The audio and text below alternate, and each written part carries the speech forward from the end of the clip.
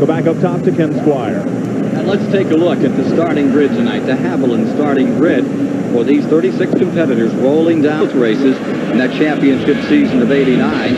Alan Kowicki will be alongside, who was the race winner at Bristol under the lights earlier this year. Row 2, there you find Davey Allison. His first win was on the first one of his 3/4 mile track was by Davey. Mark Martin is on the outside, still looking for his first win in '91. Row 3, Bobby Hamilton, outstanding rookie, is there. And Ernie Urban has had a couple of Winston Cup wins this season. Row 4, that's Ricky Rudd. And Kyle Petty will start alongside, making his second start since those injuries earlier this year at Talladega. In row 5, the guy who's won 14 races under the lights, Darrell Waltrip. And alongside the winner at Atlanta and Dover this year, Ken Fraser. Going to row 6, there you have Hut Strickland and Bobby Allison's Buick.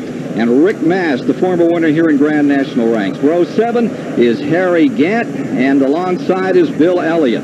In row 8 tonight, Sterling Marlin and Dale Earnhardt, the 5-time winner here at Richmond. In row 9, it's Jimmy Spencer in the Travis Carter car, and Jeff Bodine. For row 10, 13-time winner at Richmond, Richard Petty, and Terry Labonte, the '84 Winston Cup champion.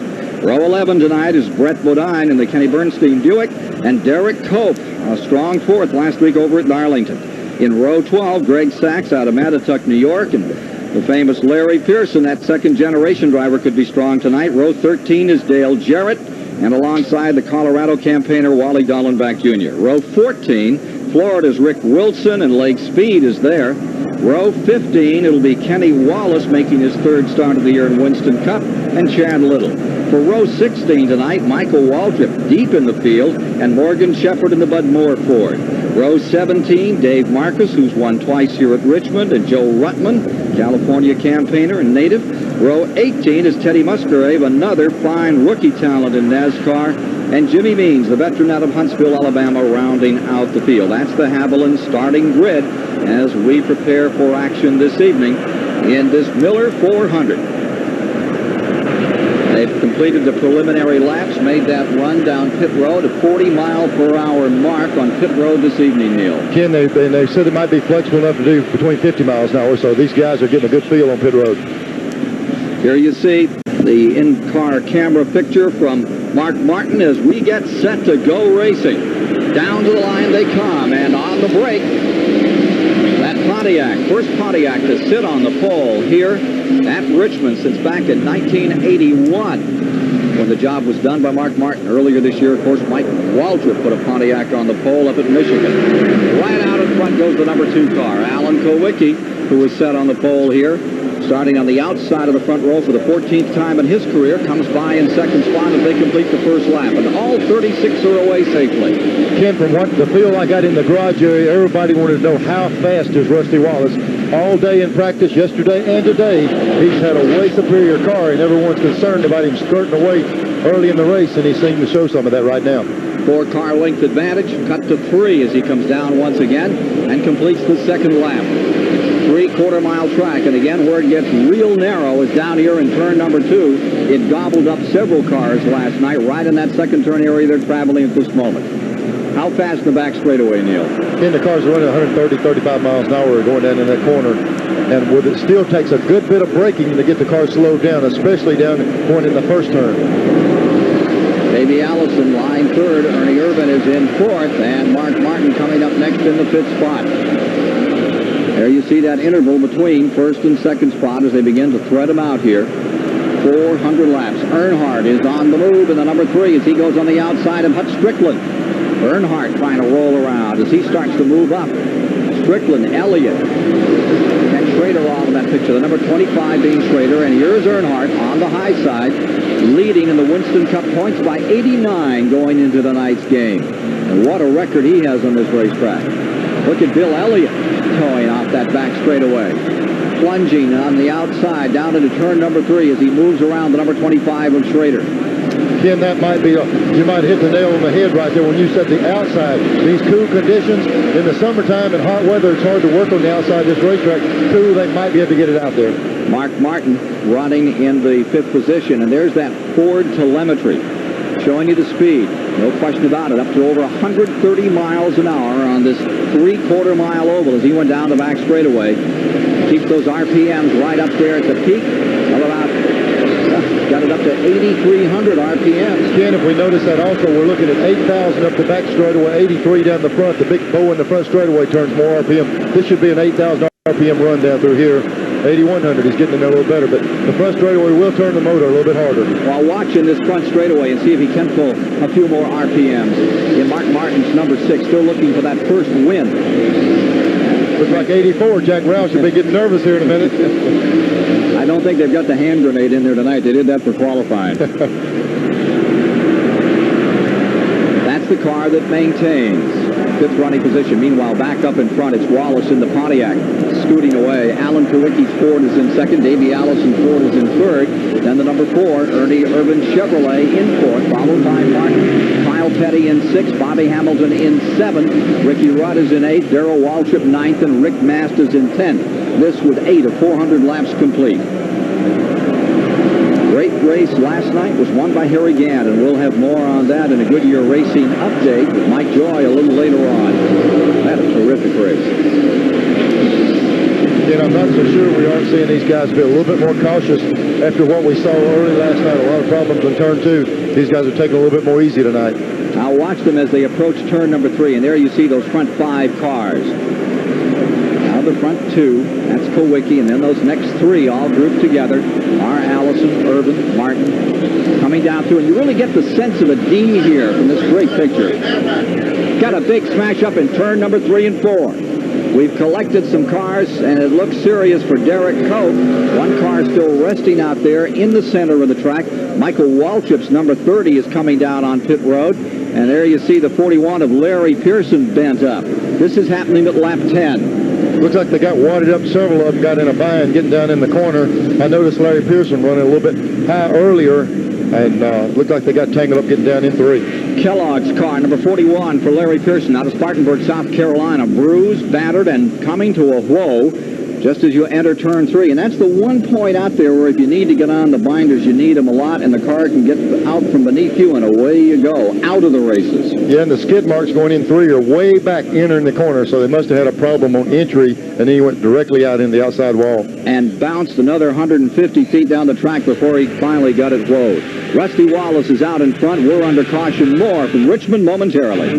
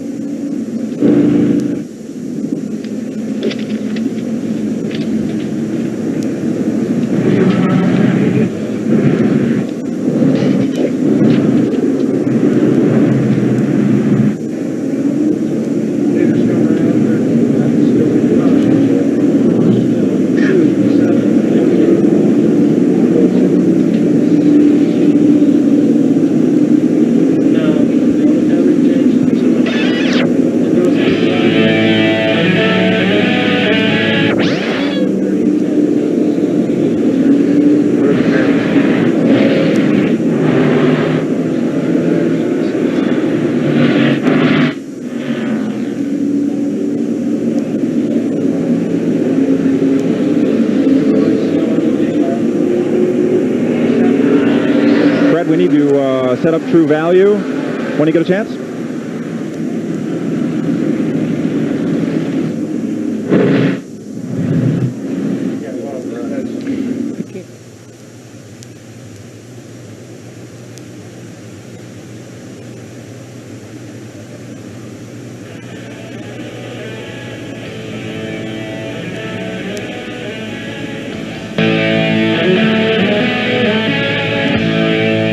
Spark Plug presents NASCAR Legend. In the late 50s, Dub Phillips was a name to be reckoned with in South Carolina. Had raggedy race cars, but the best winning record on those old red clay tracks. In '61, Dub Phillips went to the 600 in Charlotte, North Carolina. Used his own name, not the alias. He scored what the experts called an upset, won by 2 laps. And David Pearson became a name to be reckoned with in the history of motorsport. David Pearson's career spanned 26 years, producing 105 victories, second only to Richard Petty at 200. He claimed 3 Winston Cup championships and the record for the most career superspeedway wins at 44. Pearson won with every team he drove for, but his most memorable days were spent with the Wood brothers, winning 43 times in 143 starts. Nowadays, David Pearson remains close to home in Spartanburg, South Carolina, where he enjoys retirement, and just last weekend was inducted into the NMPA Motorsports Hall of Fame. Another glorious moment in his spectacular career. David Pearson, alias Dub Phillips, truly a champion spark plug NASCAR legend. We're still under the first caution of the evening at 16 laps here at Richmond, Virginia. True Value Hardware stores post $5,000 at each race and $50,000 in year-end awards to the hardest chargers. Here's the way the point standings sit coming into Richmond. Already Rusty Wallace has picked up 50 points for leading those first 10 laps. Ken? Ready to go back to racing with 15 complete, going back to green. David Pearson into the Hall of Fame, and his son out of the race here at Richmond in that crash taking place in turn number 3. Again, looks like they got a big jump on this thing. There's some cars back in the back really making a good move. Rusty's still showing that strength out front, but they're really shuffling around back behind him a little bit. Rusty seems to be able to have things under control right now. Leader coming by with a 2-car length advantage, the 1989 champion here, Rusty Wallace. Pontiac has won this race only once, and it was Rusty Wallace who pulled it off. He now gets himself a 4-car length advantage, but on the outside, trying to make a move is Ernie Urban, and we've got a spin and a crash in turn 2. Looks like Schrader might have got collected there. Indeed, number 25, Ken Schrader, is bringing out the second caution of the day. This at lap number 17. In that critical corner, that calamity corner, turn 2, where we had so much action in a Grand National race a night ago. One thing we're seeing, Ken, down in turn 2 is the availability to be able to use that track out here. Before, it was like a no man's land. These cool conditions, they get out there, they pinch a car down the inside, and it really gets him loose coming up off the corner, and that's where we had a lot of problem last night. The last time I saw Schrader, he was right on the bottom. So they picked up the field. Schrader has circulated around. Let's take a look again at what happened in turn 2. There's Schrader going down in the corner. You see the skid marks way back on the entry of turn 1. He got it sideways, and that right there is the radial tire. Very little recovery. Go ahead and spin it out, stop, come get you 4 more and let it rip. He was running 11th when that happened, and that deal on that radial tire is it'll carry you into the corner a lot longer, but when you get in trouble, you get to the edge and you're right off it before you know it. Very little recovery time with them. Almost none. They say it's just like driving off the edge of a cliff. You get to that edge and there's just no reprieve when you do go over the edge. So we have Schrader now on pit road taking on some new rubber. You can see that the number 6 Ford, Mark Martin, in the Jack Roush car with a lap before they turn him loose, gets himself set to make a run here from the 5th position. Idling along, 4,700 RPMs. That Goodyear daily car. Well, he's just going out of his own, but he's fixing to blow the set out. It's like you're fixing to see a drag race maneuver here in just a second. Pace car is in. We're ready to go racing once again. 3-car length advantage immediately established by Rusty Wallace over Alan Kowicki. And we got a big spin. Petty and Ruttman coming to the line. Get knotted up, and they're both away. There may not be a caution. Here's Ruttman still trying to get fired. He's down to the bottom of the racetrack. Field coming around, still trying to get fired. Field is coming. Yellow is down. Ruttman trying to get that car back underway. Think he was trying to pull a flag? No, Ken, I saw him as he was rolling down, letting the clutch out. The car jerking and jerking. It's hard to get him recranked like that, and he got it fired off afterwards. I'm sure he's going to be questioned, but he was actually trying to get it restarted. But passing that pace car on the back straightaway won't make it any easier. Joe Ruttman coming down. Let's see if he's going to pit. No, he's trying to get back in this lap with the leaders. We've completed 21 laps here at Richmond.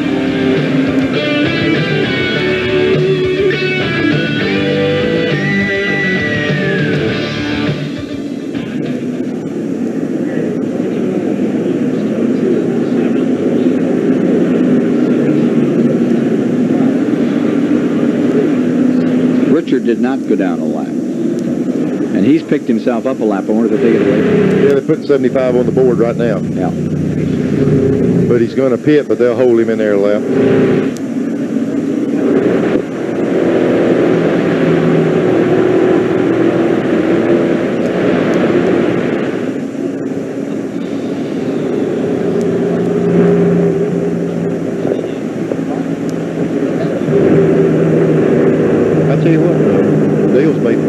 Gains on this thing. He was passing somebody on the outside every lap.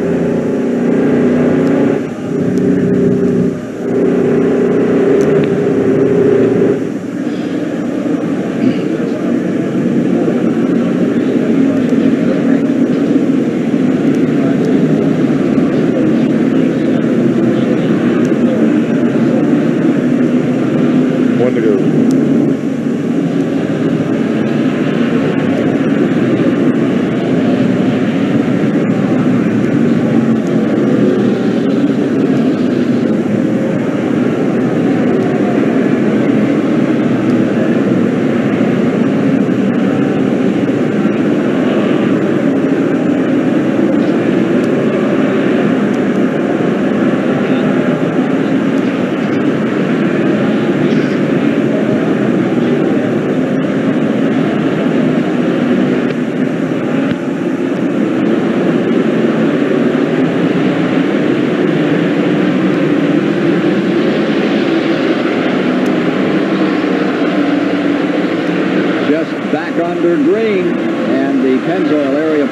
As they go through turns 1 and 2 as they come back under green, showing you this remarkable picture as you watch Rusty Wallace again drawing to that 3-car length advantage on what he calls the smoothest racetrack he's ever run on, and now he's getting another car length as he comes down to 3 and 4. The number 2 car really hitched up at the present time.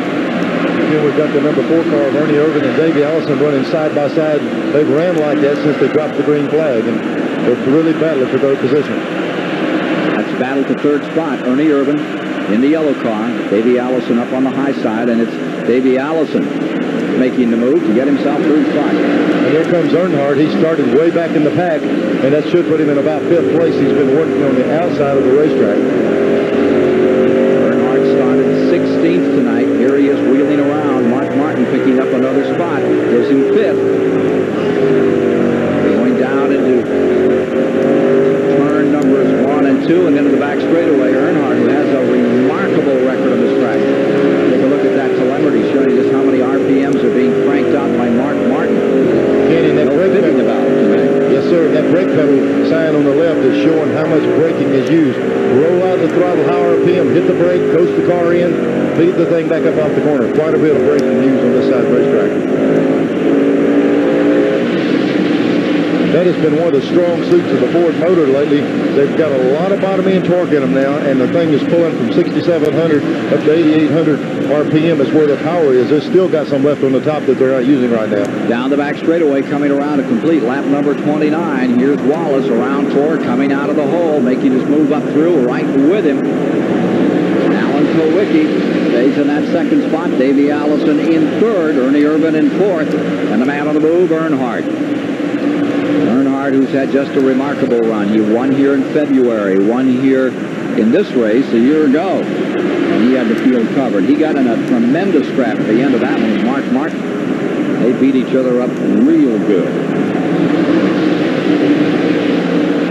Now take a look here at the 5th inning point. It's the Dodgers. L.A. Dodgers out in front tonight over the Pirates. Margin is 1-0.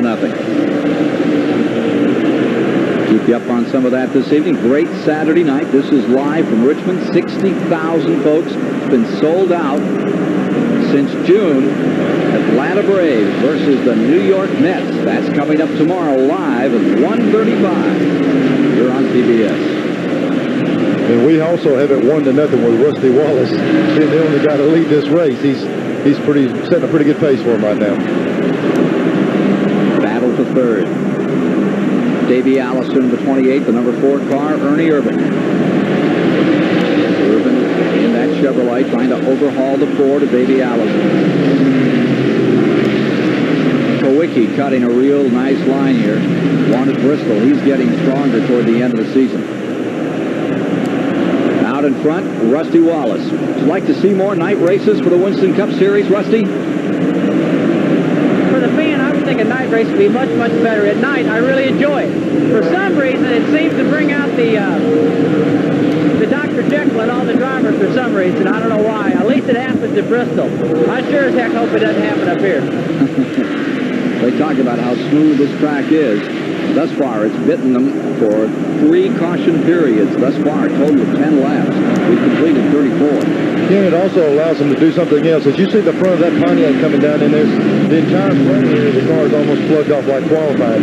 These cars are built with big radiators, look like distilleries hanging on the front of them to run at 200-degree temperature in hot weather with the motor at 200 degrees. When they come out of these conditions, they can plug it up and virtually run qualifying speed during the race. They like to be able to use that power, and on a night condition like this, they can certainly do it. Here's Chris Economac. I'm at Rusty Wallace's pit. Roger Penske, the major owner of the team, is here on the ground. He's up in the Pontiac suite.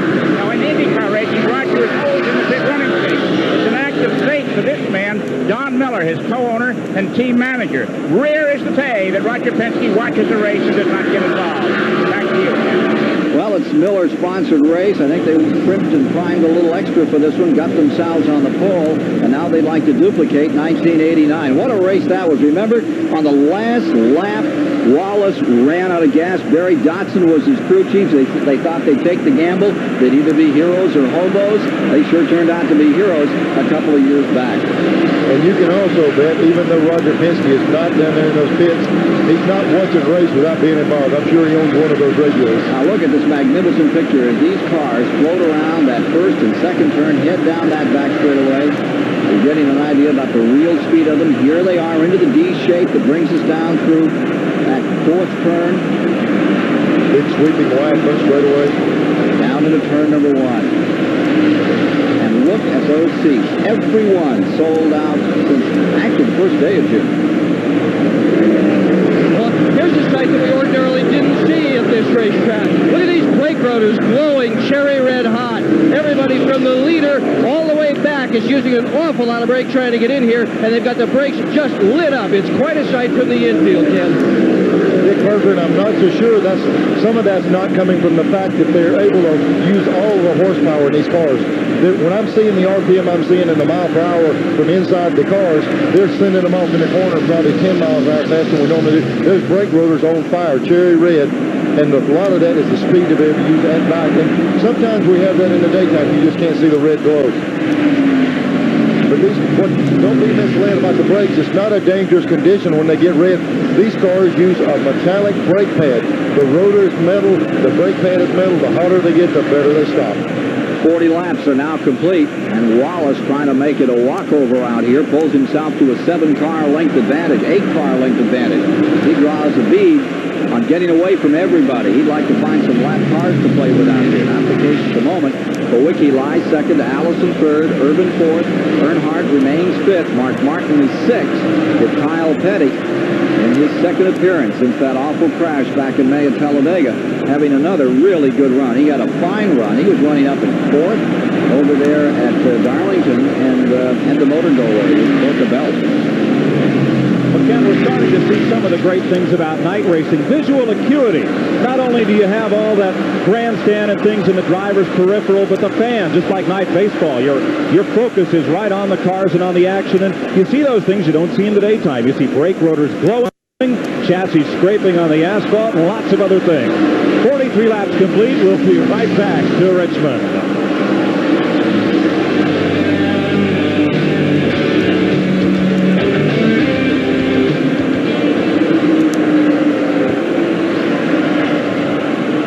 Fred Reinstein, I've been trying to reach you on the ISO all since the beginning, and I don't think you're hearing me. Want to check that?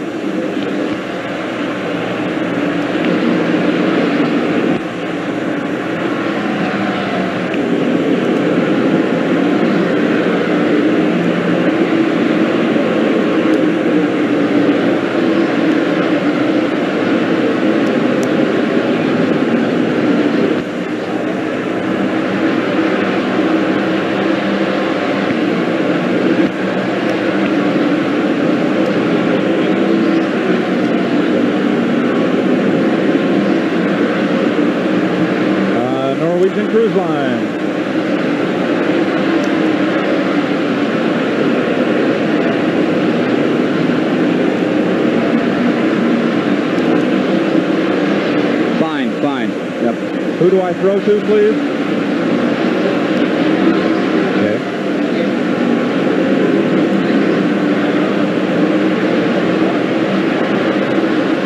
You also have car 21 running very slowly. Dale Jarrett is really off the pace. He just pitted, Ken. Yeah, I saw him. He's just not coming back up to speed.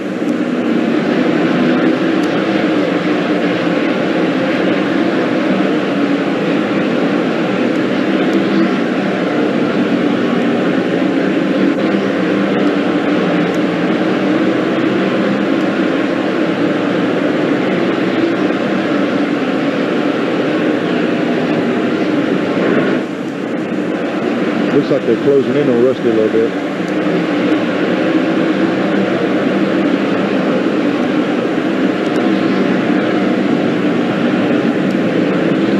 48 of 400 laps complete at Richmond. Rusty Wallace trying to sail away from the field, and that sets up our newest award. Norwegian Cruise Lines has the Sail Away Award for the driver that can open up the biggest lead on the competition during this event. Norwegian Cruise Lines will donate $500 in that driver's name to the Richmond Area Christmas Mothers Fund. The golf tournament this week raised over $16,000 for that worthy charity, and they'll donate $500 in the name of the driver who can sail away the best tonight. But fellas upstairs, Alan Kulwicki, it looks like he's got a tow rope on Rusty Wallace's boat right now. Yeah, he's got a magnet on the front of that car, number 7. And he's pulling right up. Now, here's a car in trouble. Jeff Bodine is struggling. He has fallen back to the 28th position in the Junior Johnson car. Something is amiss on car number 11, and he's back in 28th position as they complete now the 50th lap of the 400 to be run here this evening after 3 early cautions. Look at Kulwicki in car number 7 closing in, and it's Pontiac in first, Ford in second and third, Eddie Musgrave going a lap down in the 55. The 21 car, which made a tremendous run early in the going, picked up 8 or 9 positions. Dale Jarrett with the Wood Brothers has now pitted and come back on again and is trying to get back to full speed. Look at this battle for the lead. Here's Kulwicki, who tasted victory at Bristol, Tennessee. Under the lights, looks like he likes this environment. Again, at the top of the show, he also said that the more races he runs, the smarter he gets on how he needs to run his car and save the race car. He let Rusty streak out there. He paced himself good. Now he's trying to reel him in and see if he can lead the race. Evidently, Rusty slowed down just a little bit because we have Kulwicki and Davey Allison closing that gap in a hurry. And the Javelin in-car camera with Davey Allison goes down to the bottom of the racetrack. 3-car battle for the lead. Davey Allison trying to get beneath Kulwicki. He throws the block in turn number 1 and zeroes in again on number 2, Rusty Wallace. Back straightaway. There you see the front 3. Coming around to complete 54 laps this time. Rusty Wallace in the lead. Alan Kulwicki is second. Davey Allison fades to the outside a bit as they come back in the main straightaway. Yeah, he tried him inside several laps. He's going to try the outside of the racetrack. Davey's car with the Robbie Yates engine has been exceptionally strong the last couple of months. He's got a lot of horsepower in that car. He sure has. He's got himself some victories this year. We saw him win the Winston, won the 600 at Charlotte, came right back, won the 400 in Michigan, and then had that tremendous struggle with Dale Jarrett right to the finish line at the second race in Michigan, in which he lost by a matter of 8 inches. But make no mistake about it, the Larry McReynolds crew, number 28 spinner down here. Is that Chad Little's car? Chad Little. That's Chad Little's number 19 coming to rest and bringing out our 4th caution of the night. The runner from the Northwest having difficulty and brings out another flag. Back to the line they race, and as they come to the stripe, ease out of the throttle a little there. They were motioning to each other, giving the hand signals because there was a car down up here in the corner. Rusty Wallace stays in first, Kulwicki in second, Davey Allison third. Ernie Irvin will pull up. And Earnhardt, who's made that move from 16th to 5th, I think we're going to hear more from him before this night is over. Looks like we're going to see some pit action on this. Indeed we are. We'll be back with more from Richmond in a moment.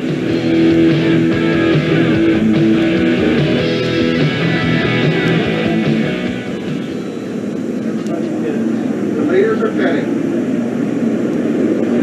Lead cars pit rows.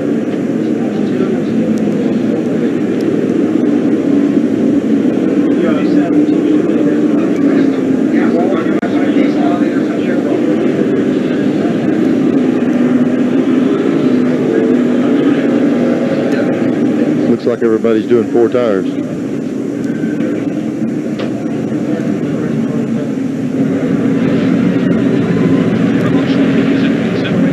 paid by the Goodyear Tire and Rubber Company, maker of Goodyear Eagles, the choice of every team. Earnhardt beat everybody out. What's new? Yeah.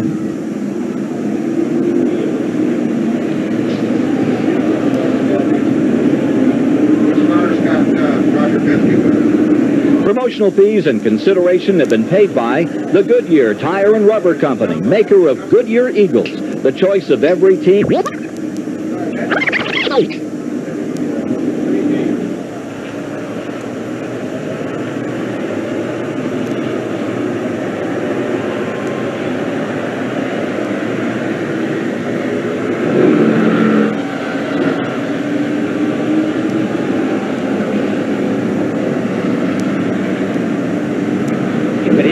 He can't hear me when I answer him back. He can't hear you, right? He can't hear me. All right, you're making...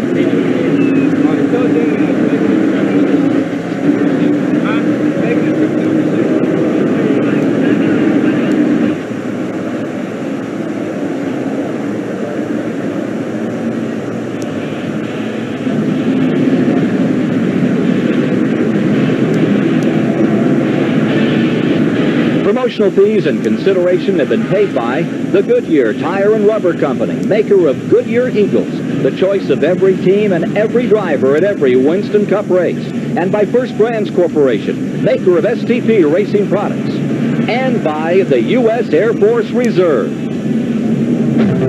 Our pilots fly the world's most advanced aircraft. We keep the planes in top flight condition.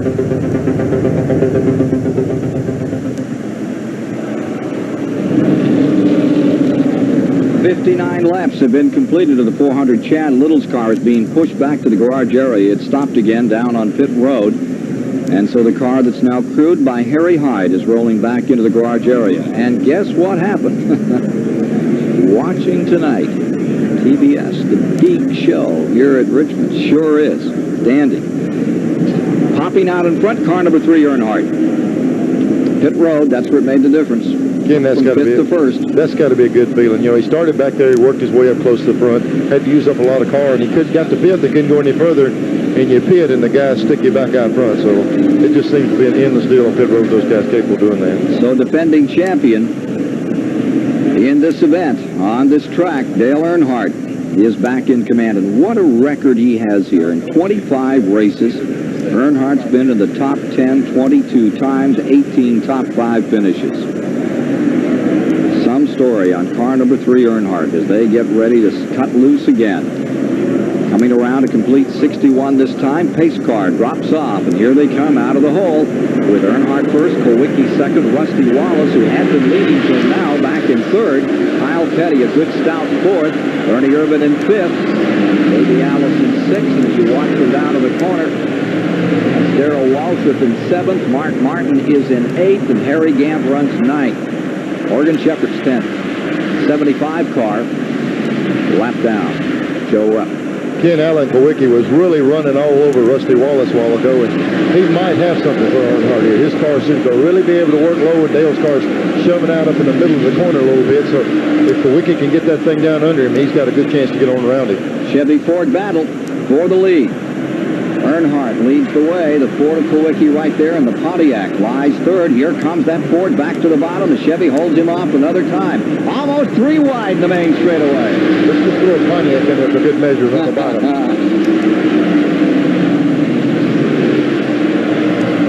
Number 7. Oh, number 3 gets hit. Rusty Wallace taking a piece out of car number 3, Earnhardt, and that swaps them around a little. Here comes Davey. Here comes Irvin. And Wallace drops back a bit as there was some full contact Saturday night stock car racing going on out there. Ken, Earnhardt is notorious for when you pass him to dive right back under and try to get back to that very same corner. He made that move, and Rusty had an opening and got under there, and they got together coming off the corner. A little blind in those shadows coming off the turns here at night? Either a little blind or you don't care. Lead. 8 car lengths belongs to Kulwicki. Battle is for second spot as they come back to the line. Ernie Irvin's there on the bottom of the racetrack. He was in a real slugfest last night. Mike Joy has more on that a little later tonight. Yeah, this Ford Chevrolet battle is really interesting because in NASCAR's history books it shows that Ford leads with wins with 374. Chevrolet is second with 373. If a Chevy driver wins tonight, they tie the all-time win record with Ford. So it's obvious that the battle is they keep that lead on the part of Alan Kulwicki. Got a couple of Chevys now up into that second and third spot. Fords are running first and fourth. And there you see Davey Allison's Ford going down into turn number 3, trying the inside. Davey Allison trying to sneak through there on Dale Earnhardt. Even across the line, Earnhardt on the outside. Back they climb the banking. Turns 1 and 2, and Earnhardt stays right there on the outside. Hangs in. This is lap 68.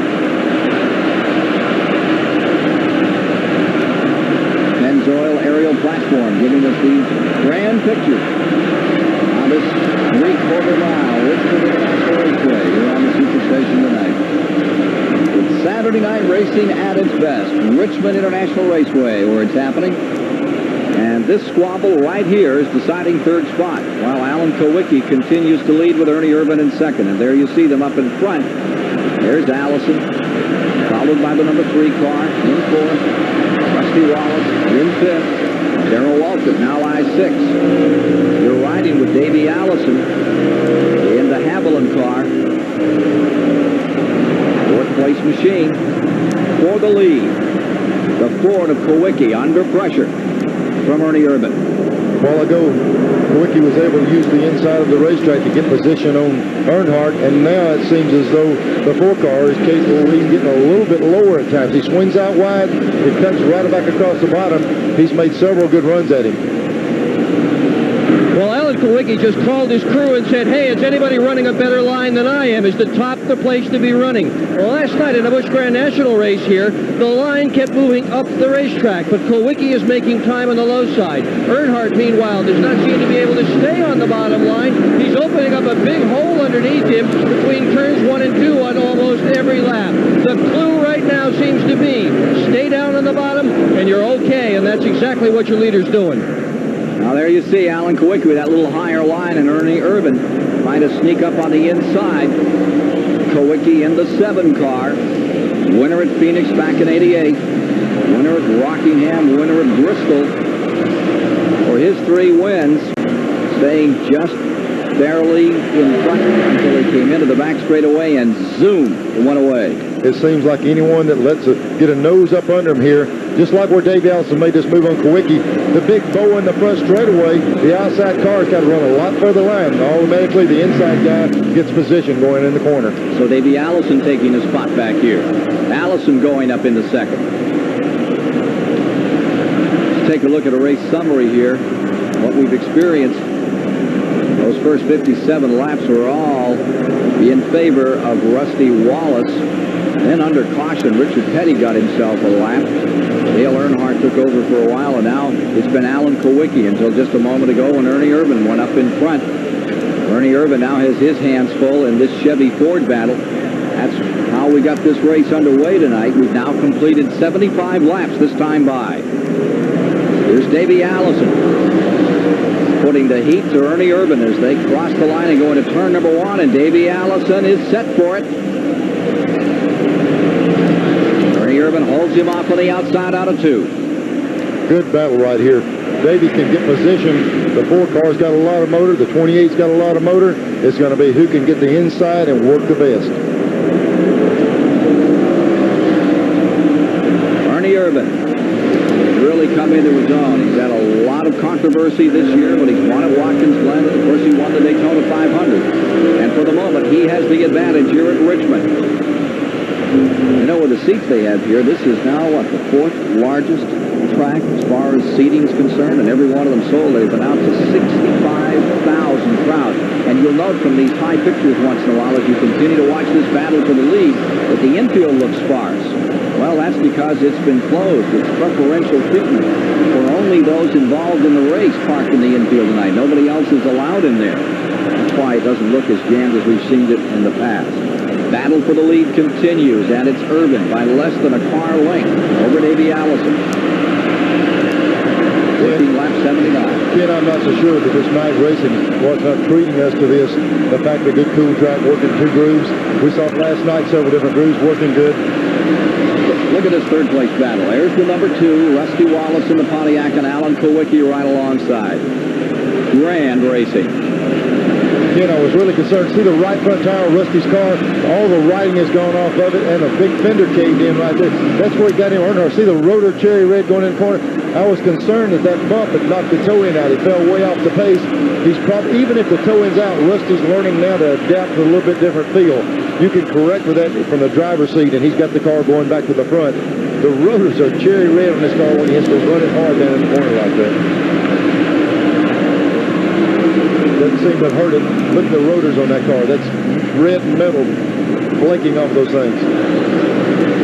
4 and the 28 continue to mix it up in front. Cars numbers 4 and 28 battling for the lead. Here comes Allison back on the inside.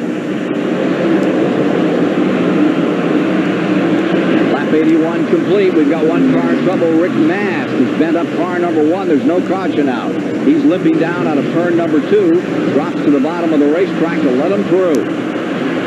So the Jackson brothers, car number 1 that was upside down at Talladega in that altercation with Buddy Baker's having trouble again tonight, trying to get back into the pits and see if there's any remedy there. He's going a lap down. Leader continues to be Urban. And here comes Davey Allison back for another counterattack. Ernie seems to be content to give Davey that inside line because he's making such a strong run off the corner. So every time we've seen it before, when you give the inside up, you lose position. Ernie's able to make a strong run on the outside and able to hold Davey off. But like you said a moment ago, Neil, the guy on the move is that man back in third spot that you see from our high camera. At number 2, that Pontiac is closing in again. It's Chevy, Ford, Pontiac, great dice. When Rusty got into that little allocation with Earnhardt a while ago, he probably had to reassure himself and just see what was wrong with the race car. It took a pretty good lick, and now he's got it under him again, and he's coming to the front.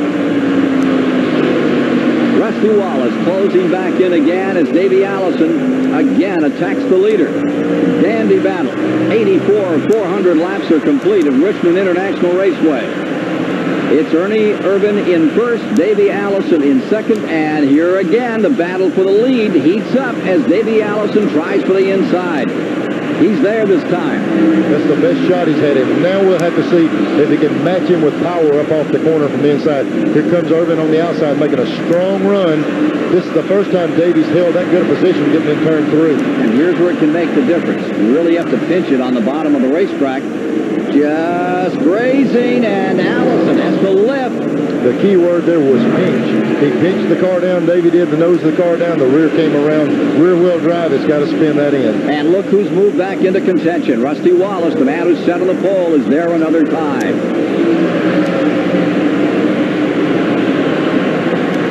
As Rick Mast comes back onto pit road another time, we'll be back with the action. Plenty of it here at Richmond in a moment.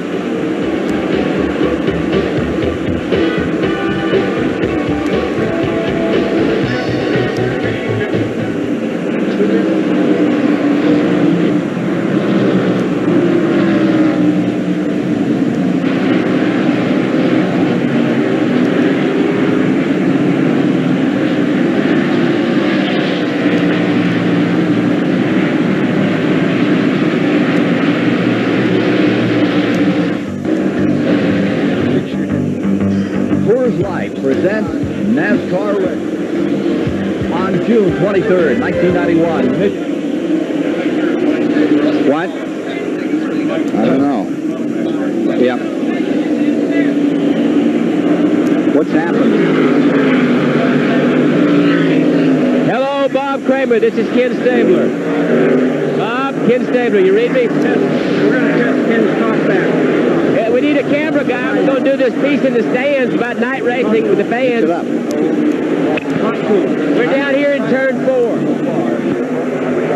Bob? Thank you.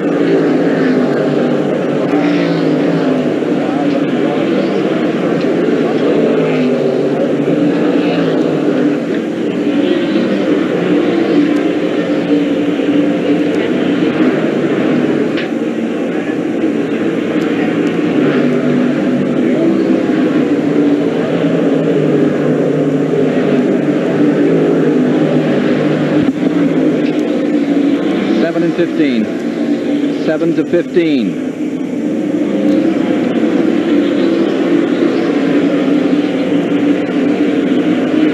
15 just pitted, came out. Yeah, I mean 7 to 17. 7 to 17.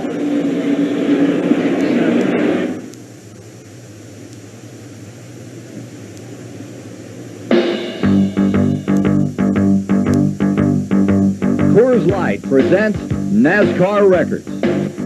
On June 23rd, 1991, Michigan International Speedway, Davey Allison's freight train was unstoppable on that 2-mile track. Posting his third victory in 5 races, Davey in that Ford Thunderbird 28 shattered the track's record for average speed, 157,704 miles per hour set by Rusty Wallace just a year before. While leading 107 laps of the race with only 1 caution flag, Davey Allison set the new track record. Average speed 160 miles per hour. Davey took the checkers in less than 2.5 hours, 11 seconds ahead of Hutch Strickland, who drove for Davey's dad, Bobby Allison. Back at Richmond, 94 laps are complete, zeroing in on a quarter of the distance, and there, from the Pennzoil aerial platform, you see the interval. On the front 3 cars, Ernie Irvan in command, Davey Allison in second, Rusty Wallace in the number 2 car, lying third. Those are the front 3. Then there's a bit of an interval, about 10 car lengths, back to where Darrell Waltrip has moved around Alan Kowicki. That's been a struggle. Here's Allison again, making still another effort, trying to launch some kind of a beachhead here to pull up on Ernie Irvan and take that first position away. Ken, it looks as though Davey has moved up a little bit higher, trying the line that Ernie Irvan, you know, we brought up earlier some of the guys, the drivers question, should I move up, should I move down? Davey every now and then moves up and tries the line the 4 cars in to see if he can pick up the pace a little bit.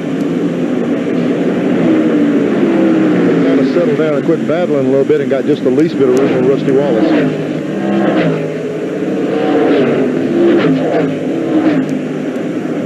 There you see the interval, that next block of cars, and there was a couple of flat machines, followed by Phillips in the 17, which moved around Alan Kowicki, and Harry Gant in number 33. He's in this scramble. Harry Gant has moved from 13th to find himself up there. You see the 17 car. Waltrip looking really good in that Jeff Hammond cruise machine. And Kowicki. Now here's Harry Gant in the 33. Gant is up to 6, and behind him is Earnhardt in the number 3 for 7th position. Kyle Petty stays 8th. He's having a good night. Just that hip is still really sore. You know how that feels when you try to get back in this thing and you've really beaten yourself up, busted that bone up in your hip. Well, Ken, I talked to Kyle at length this afternoon, and he said he's really feeling good, and I've never seen anybody as eager to get back in the race car. He's really on top of the thing, and he feels like he can win a race here real soon, and they've got the team and the equipment to do it. Kyle's healthy again. There you see the 3, and right up next is the 42 car of Kyle Petty. There he is, holding on to the 8th position. Now, right behind him is another interesting story out here tonight. Remember that Ken Schrader spun early when we first started out, Neil? There you see, he's just ducked under car number 42. Schrader is on a roll. Schrader has just come from 19th to that number 25. Picked himself up another spot, get him 8th now as he dives to the inside. Gets under Kyle. Here comes Hutch Strickland on the outside and Bobby Allison's car. That Buick wants to mix it up tonight. I'd love to see that Buick win one before they retire Buick out of this series. I think it's too bad. I really hate to see them going, particularly Bobby Allison and Buick. Again, we've been blessed with the manufacturers in the sport with every brand available, and now there's going to be a cutback, and I'm sure Bobby and the guys would like to get a win with this car before they have to go to another brand. It'll be the first one for Hutch Strickland, and after the service he gave Bobby Allison up at Michigan, talk about meritorious duty. What a race he put on. And it was only another member of the Alabama gang, Davey, to beat him. Here he is closing in on Schrader, and Schrader's been as hot as anything on the racetrack. That's Strickland in car number 12. Just moseying along up through the field with Ken Schrader. Schrader went all the way back after he spun. They're putting a lap on Wally Dullenbach Jr. Look out for him next year in that Roush team. I look for him to win some races. Ernie Irvin's number 4 stays up on the point, leading this battle. There you see him with the advantage, lapping Richard Petty by a couple of car lengths. Ernie, have you changed your driving style in the last few races? I still drive real aggressive and hard. Just kind of pick the people I drive hard and aggressive with, you know. Who are they? Tell me who you like to drive hard against. Well, I love to race hard against Rusty. You know, Rusty drives hard, Earnhardt. Some guys, you know, are more of a real patient driver like Harry. You know, you can run aggressive with Harry, but Harry's a patient race car driver. And, you know, but Rusty and Dale and you know, those are the two guys you can really go out there and slam bam and go hard. And then some of the other guys you got to race different ways. Me and Mark Martin race different ways together. If he's faster, I move over, let him go. If I'm faster, he moves over, lets me go. So, you know, there's just different ways you got to pick and race with each other. Heavy lap traffic and getting away is car 21 spinning. Dale Jarrett down across the line. The leader's directly behind him. No caution out. Yellow flag has not come out. That was in turn 4. As the car number 21 got loose, the leader's directly behind, including Ernie Irvin. And everybody was able to continue on. Irvin stays first. Davey Allison second. Rusty Wallace in third. And Dale Jarrett, who looked like he was going to win a Grand National race last night, collects it and keeps on trucking. Of course, next year, he's one of the big stories. Moves on with the coach of the Washington Redskins to form a new team. Joe Gibbs will come out here with an organization that ought to be something. Let's take a look at replay at this action up in turn 4. There are the two leaders. And there you see that 21 car getting loose. Looked like the rear just came around on it. The 26 might have barely tapped him, but the 21 was already going around. There was nothing he could do. Got another angle at it, and we see a little bit better what happened. Maybe. Let's take another look at it here from another angle. I think he just got loose on it. Well, he might have got collected. Well, he was already coming around. It might have been something with Brett Bodine couldn't help it, but the 21 was already coming around. He's had a little bit of trouble earlier in the night, and it's just not going the way they need it right now. Let's join Kent Stabler for just a moment. Yeah, we talked to drivers and crew chiefs, and they all seem to really like the night racing. We've got some fans here that they seem to like it best, too. I'm sitting here with race fan Ron. Ron, you like the night show a little bit better than during the day? Yeah, the cars are a lot more colorful. They stand out at night. The sun's not beating down on you so much. It gives me an extra day to get back to Syracuse. Another race fan, John. John, what show you like the best? You like the night show or the daytime? I like the night time because you can see the cars a lot brighter and it's not nice. It's a lot cooler to watch, too. They're having a great time up here. They really seem to like the night show, Ken. And check this shirt out right here. What's that say, Neil? Real women like real men who wear black and silver. That's your buddy Earnhardt at work again. So, number 3. I never did get my number on any of those shirts. It got me wondering what's happening. And the Raiders, yeah. And the Raiders. How are they doing these days, Neil? Got to ask Stabler that. I better be not very well at the start. I think they need to shoot Stabler back in there and let him chuck that thing a little bit. Ernie Irvin stays up in front, and there you see Davey Allison riding second. 113 laps are complete. I think it's fairly unanimous among the fans.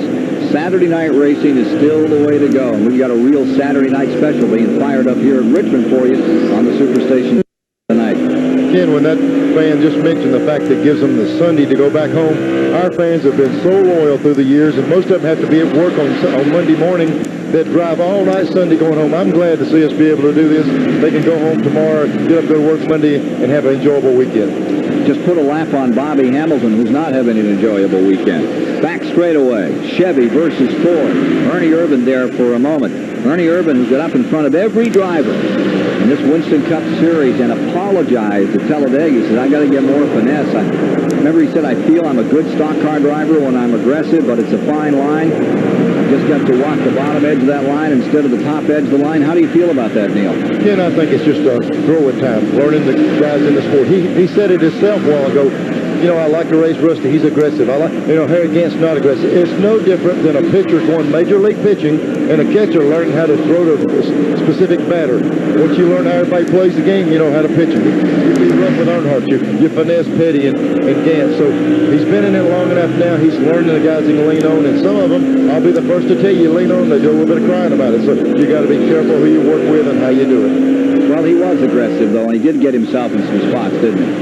I can't say anything. I tore up a lot of myself. Okay. Larry McClure, his car owner, likes the way he drives, and the fans that have followed this number 4, that Kodak car, all year, they must be thrilled with this show right now. That's 117 laps deep into the 400 laps, 300 miles to be contested for over $600,000 potential dollars. There's a $120,000+ bonus if Rusty Wallace can win tonight from Unocal. He's the guy that's set on the pole. Look at Davey Allison. Just dipped down to the inside. Looks like he's got some running room there now. Again, he's kind of paced himself. He's sat there behind Ernie, sat there. He's going to have maybe 2 or 3 laps that he can try this. The one time he tried it before, he busted the back end of the tires loose, back end of the car when he pinched it down. He's going to have enough stuff under him now to try for a lap or 2. If he can't do it, he's going to probably run 15 or 20 more laps to cool him back down. Remember that staying third in this still is Rusty Wallace, and then comes number 17, Walter, 4th. Harry Gant is up to 5th. Kwiatkowski has fallen to 6th. And look at Kwiatkowski battling right now with Schrader. That's Ken Schrader down on the inside for 6th position. Kwiatkowski in 7th. Dale Earnhardt is in 8th. Kyle Petty is in 9th. And Bill Elliott's in 10th. The struggle right here remains for 6th position, and it's going to continue for some time before a sold-out house. 65,000 fans here at Richmond tonight. What do you mean? You got to get off headsets in 3 places. Well, why can't we just swap headsets? Because you got to work that talk back. Huh? I'll turn it around. Well, why can't I have that talk back over here? No, because I haven't got anything here. See, that's not good. I got a swap. Yeah, I'll get it for you. Dennis, I'll get it for you.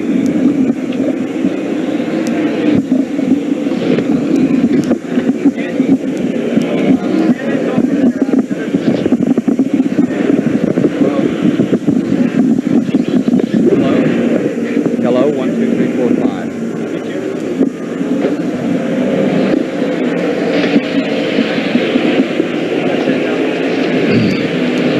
Thank you.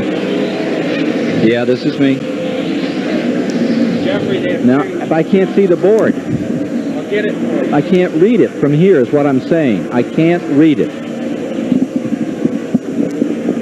This is nuts. Yeah.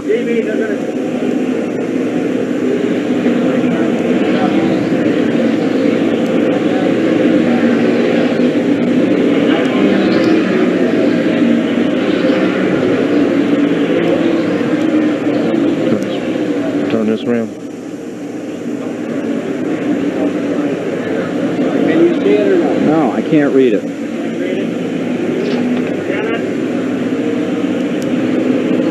We're going to have to swap it back and see if I can read that.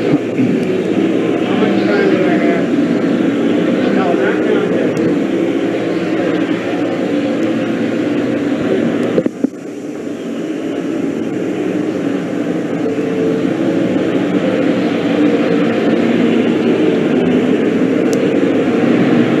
.125 laps are now complete here at Richmond. It's a struggle up in front for the moment. Ernie Irvin is there, and you have Davey Allison knocking on the door in 2nd spot. From the high camera, take a look at that battle for 1st place. And Ken, with Davey putting the heat on Ernie Irvin, the pace he has, they've opened up almost half a straightaway on Rusty Wallace. The front 2 cars are really setting a blistering pace right now. They're using up a lot of race car. And they're using up a lot of tire out here. Now, these radials, how are they going to take this after this much punishment?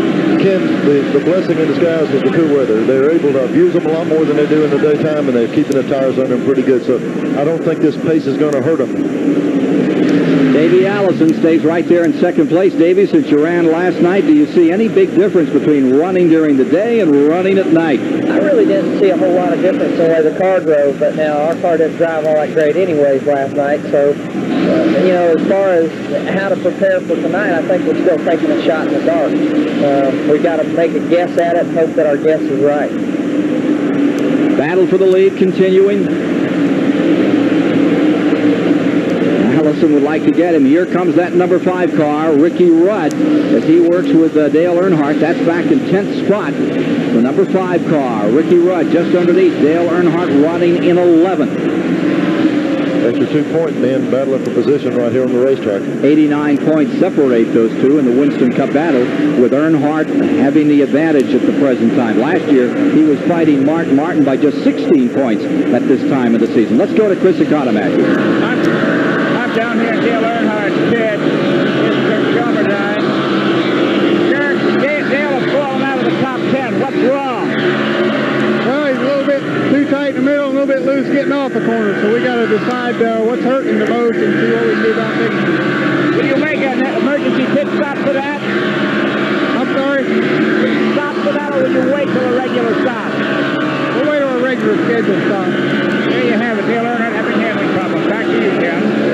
Chris, when you hear a crew chief say you got 2 different conditions, that's hard to correct. He said he's pushing in the middle and loose off. If you're pushing in both ends or loose in both ends, you can correct it. They've got some work ahead of them to be able to correct 2 different types of conditions in one corner. Neil, take a look here.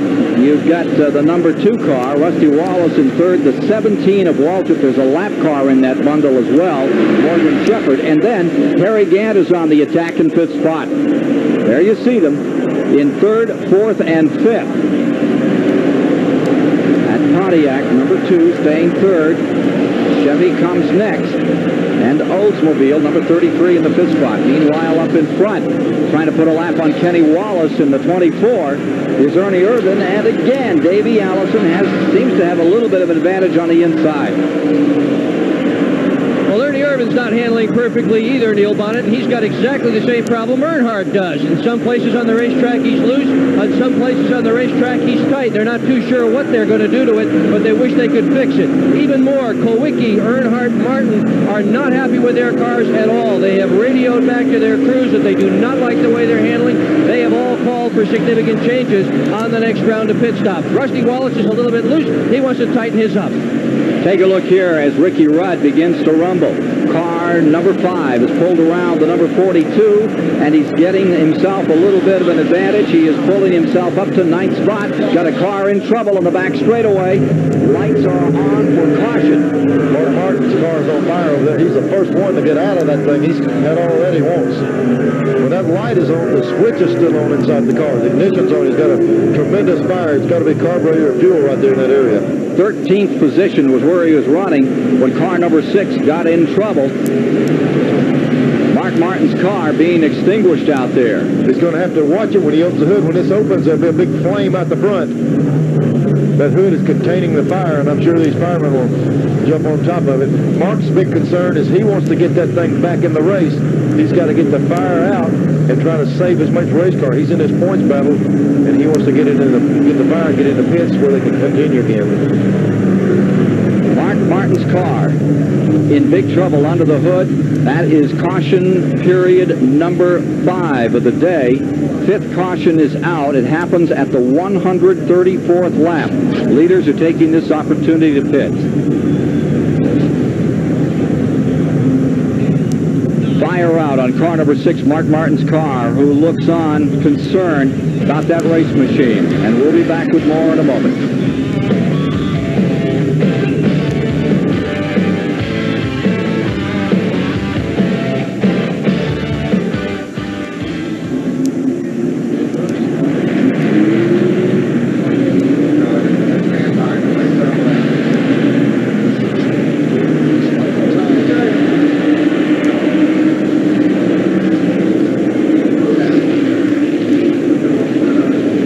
Have a penalty for tires going across pit road. I wonder who's that belonged to. You know, I think at that last race we saw they had a tire roll out and there wasn't a penalty. They didn't do anything with it. Remember? Where were we when that happened? Oh, we were at Michigan. You were down the pits. Yeah.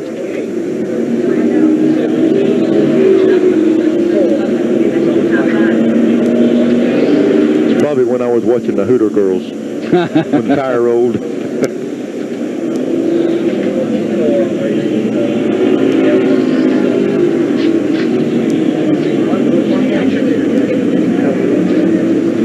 Pushing the car back around in the pits.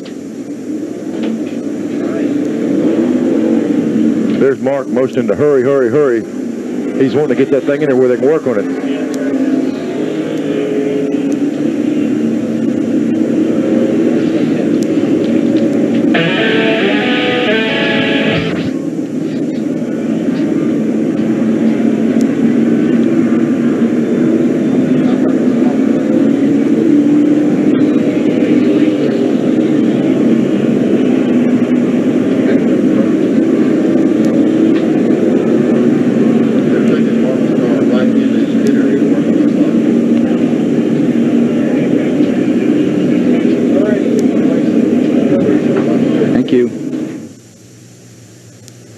Doesn't have any brakes on the car. He can't stop the car either. It won't stop.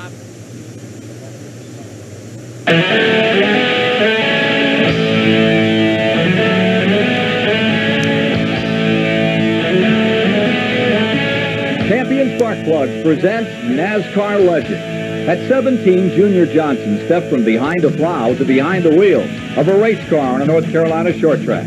However, had it not been for an accident to Junior's arm, folks in Ingle Hollow, North Carolina will tell you he would have made a Major League Baseball player for sure. Instead, Junior's hard-charging, aggressive style, that unwavering determination, has made him a stock car legend. Junior Johnson had an innate sense about how to make a car win races. Like Nolan Ryan can throw strikeouts. He consistently brought cars to the front. 50 times in Winston Cup racing, including the 1960 Daytona 500, and he's tied for 8th in the all-time win list. Retiring from driving, he didn't change. Junior Johnson's winning ways continue. Currently, he's the most successful car owner in the last 10 years. His formula is simple. If you work hard enough, you can do anything you want. Never gives up, never takes no for an answer. These days, his life is racing. But now and then throughout the summer, he goes back to earlier dreams. And you'll find him in Atlanta or up at Yankee Stadium, watching his favorite team, New York, doing what he liked to do best as a kid. Junior Johnson, an American hero, and a champion spark plug NASCAR legend. We're still under caution here at Richmond in a very competitive race, and thus far nobody's been able to sail too far from the field. Rusty Wallace has built up a 2.5-second lead on the field during the early run of green flag racing. We sailed on the Norway with the Wallaces back in January, and Patty bit my wife Libby. Rusty couldn't relax for about 1.5 seconds. We had a great time the whole 7 days. So right now, it's Rusty's name that's penciled in on that check for $500. I think that Rusty Wallace is just a little like the late Mickey Thompson. Taking a look here, they relax best when they were in a race car. Taking a look here is Mark Martin trying to check out what went on there. He lost the brakes. The thing rolled all the way by. Let's take a look at a replay of what happened. Here he is going down in the corner. He's already on fire. It looked like the right front. The fire was coming off the right front. Again, what possibly could have happened is he came into the pits. He didn't have any brakes on, also in the car. He might have brake fluid that caught on fire off the right front. We've been looking at cherry red rotors all night long. Possibly blew a puck or something out of the right front, caught on fire, and then set fuel on fire. Decker Berggren is with Mark Martin right now. Well, Mark's wandering around the car here in a big hurry trying to get it together. Can they get this thing back on the racetrack? I have no idea. I really don't know what happened yet. I don't know. I don't know what happened for sure. But you're going to try to get it back out? Oh, yeah. I don't know what happened for sure. It's got fire, no brakes, and I thought the engine broke, so I don't know what happened. Have you tried the engine since? I have no idea what happened. I don't know. Okay, we don't even know if they've tried the engine, but there's been a lot of fire under the hood, and they have an awful lot of work to do on this automobile if they're going to get it back on the speedway. 142 laps are complete as we go back under green, and jumping out in front is Davey Allison this time. And as they shake them out after all those pit stops and the opportunity to fuel and change tires, we have Harry Gant in second, Darrell Waltrip in third, Rusty Wallace is in fourth, Ernie Irvin is in fifth, Rotting in sixth, Ricky Rudd, seventh is Earnhardt. Going down the back straightaway, Kyle Petty is 8th, Bill Elliott 9th, Alan Kowicki in 10th, and Schrader just back of the top 10 in 11th spot.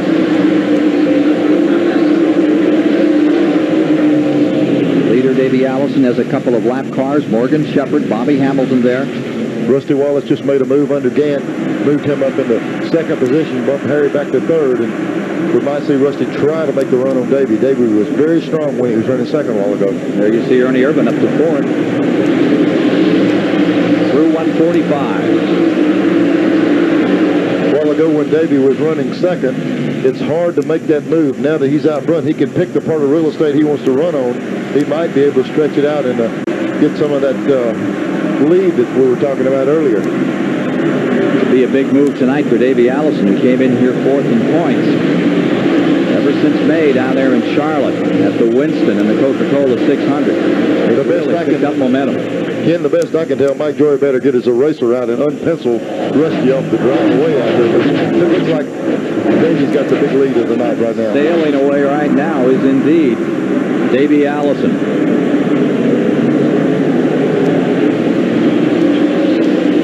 Walchip continues to run strong. He's up to that fifth spot, and he's just been hovering in fifth and sixth and fourth, waiting his time out. Looks like he's going to be around before this one's over.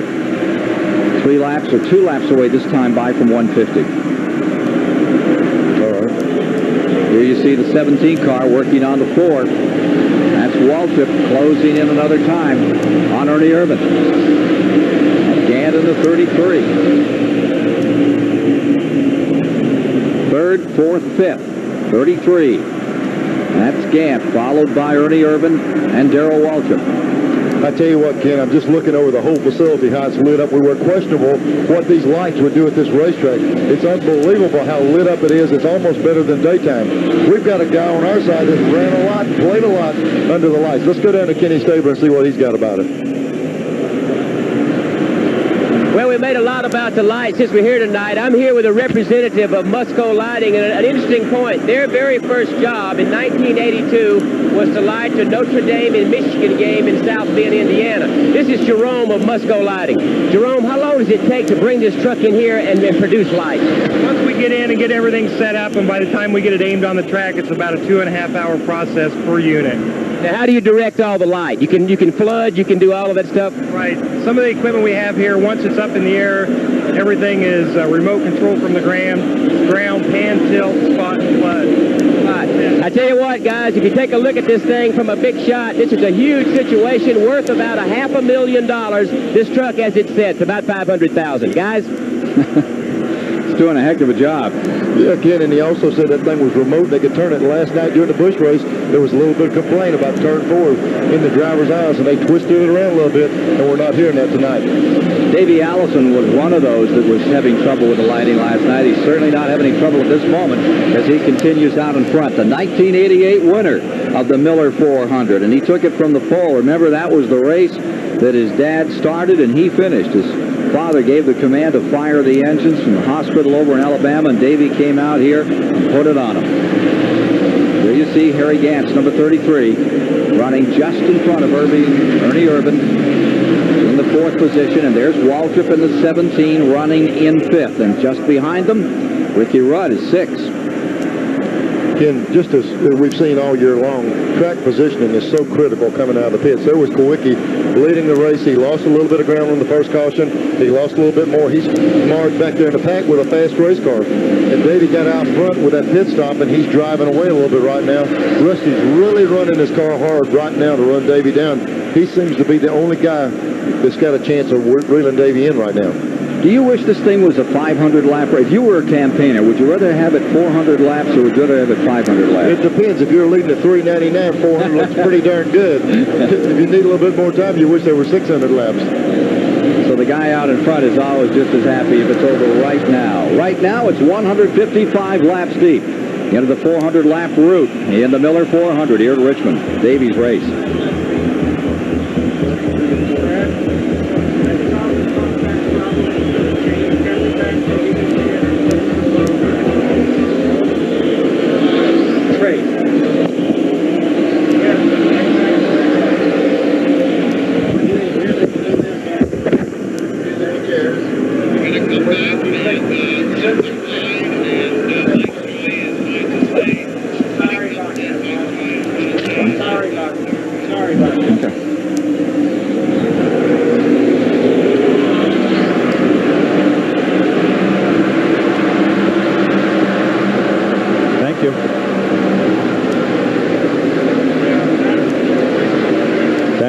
thank you.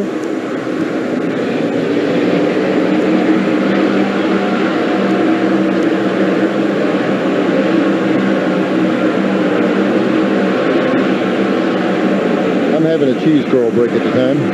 You're having a what? Cheese curl break. Coffee? Can you get down, just down and get some downstairs? At the Miller thing or any place? Just some black coffee. Thank you. Yep.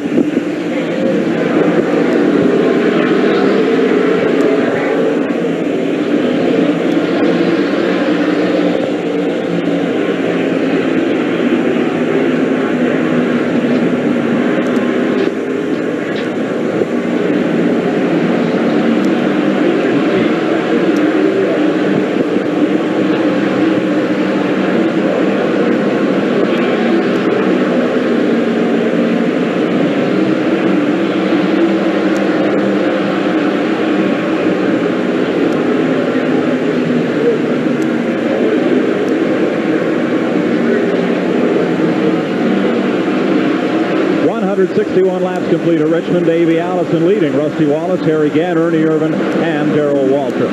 Here in the Goodyear Update Center, we'll take a look at last night's action in the Busch Grand National rank here on the 3/4 mile at Richmond.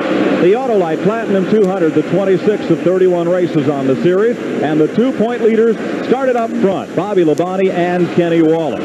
First time these cars ran under dark here at the new Speedway. Dale Earnhardt muscled underneath Kenny Wallace to take an early lead as the Grand National, Winston Cup drivers forged their way to the front. Dale Jarrett came a-calling to take the lead away from Earnhardt.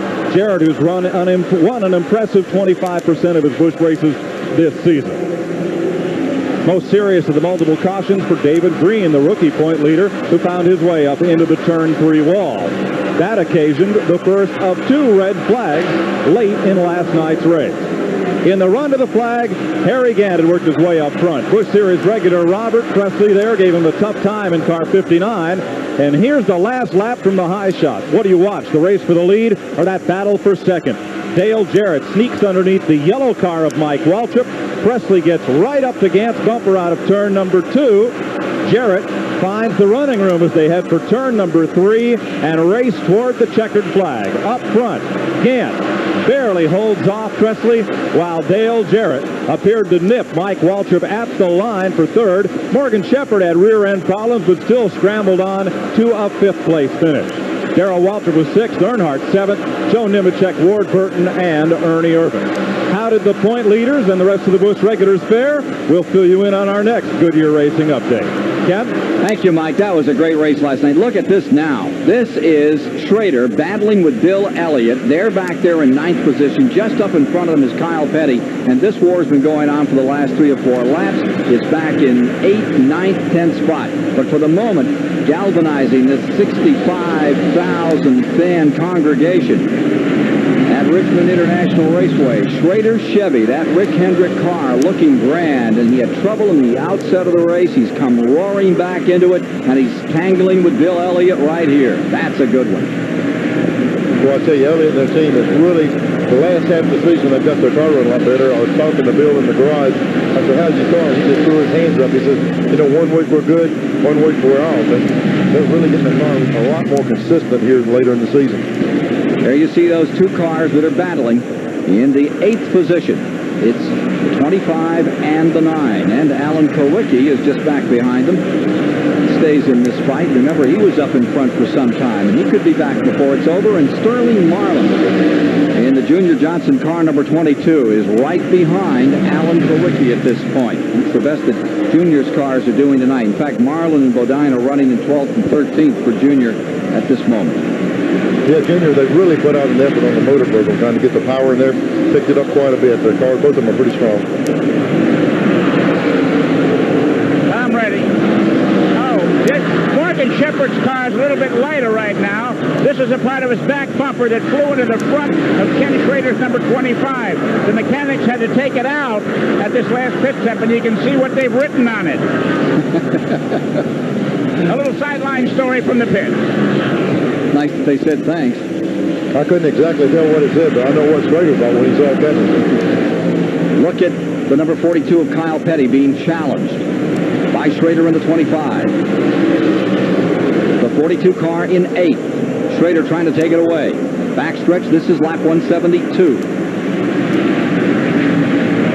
Kenny's made some big gains since he had that first problem early in the race. Their Hendricks cars have always have good, strong engines in them, and when they get the chassis right, the thing really runs.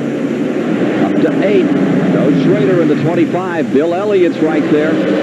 He's closing in on these two at the moment. Car number 9. Ernie Elliott down there working the pits for brother Bill. And they look like they're having a really good run. Dodgers out in front of the Pirates, 2-1 in the 7th. And don't forget the game tomorrow right here on TBS Sports. There's Kwilyt trying to make a move on Bill Elliott. Alan Kwilyt's car, the 7 car, was so strong at the first of the race, it's hard to believe they've lost this much. I don't know if he's pacing himself or if he's got a little bit of problem getting in and out of the pits, but that car sure was a dominant factor early in this race. Impressive run by Elliott. Likes those big, long tracks and those high speeds, but he's looking very strong at this point. Moving in toward halfway, we'll have 175 down, 2 times by from here. Leader continues to be Allison. The 28 car stays up in front, and there he is going around Wally Dallenbach. Davey had a terrible start to this season. 4 races into the year, he had finished no better than 12th. He was back 21st in points. My, how times have changed. Yeah, Ken, even though with those bad numbers posted, he was strong in all of those races. He was in accidents at Daytona and early in the season. The car showed a lot of muscle early in the season. Now they're getting it to finish races, and it wins, and it's right up in the front all the time. 4th in points, 202 out, and here's the number 2 car, Rusty Wallace, and Morgan Shepherd sticking right there with him. Ken Stabler is used to ups and down seasons as well as changing teams. 1989 champion Rusty Wallace in the 2 car knows the ups and downs as well. And Kenny Stabler spent some time with Rusty earlier today. Rusty going into 1991. New team, great expectations. 21 races later, 2 wins, 10 top 10 finishes. Are you happy with where the team is right now? I'm pretty happy with the performance of the team. I was real happy when we first started the year. We really started off strong, and then we kind of faded. It's kind of like we lost grip of what was going on. Our progression with the brand new team just wasn't happening.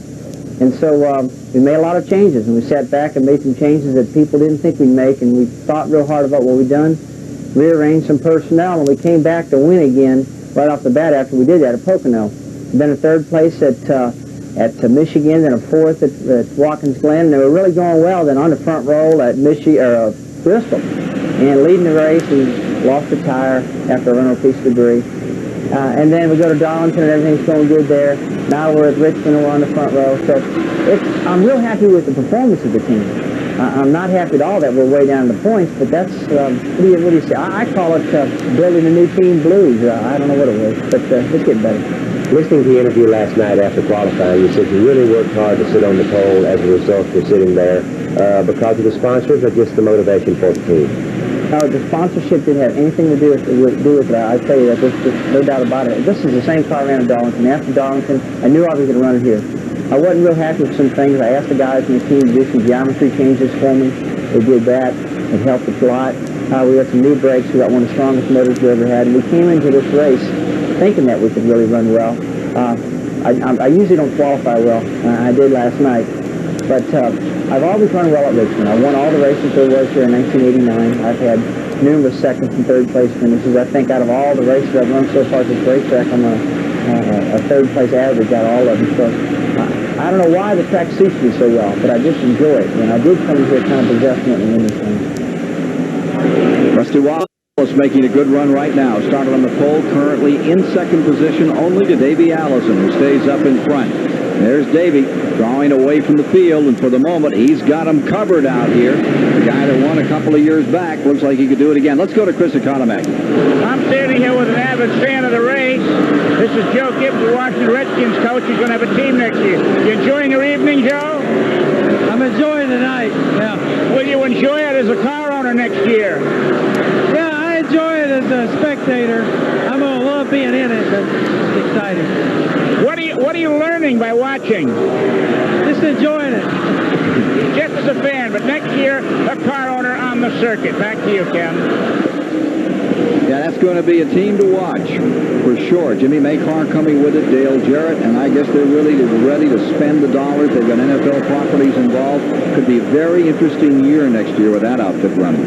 I'll tell you what, they're buying the best of equipment. They're getting personnel organized early into this season, so they should be prepared when they come out of the box.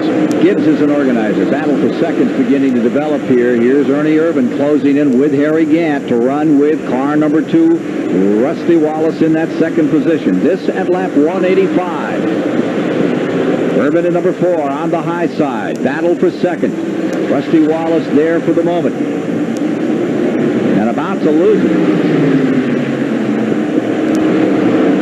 Ernie Irvin looking for that third win of the season with 14 cars remaining in the lead lap. And here comes Harry Gant with him. Gant scoots through in car number 33.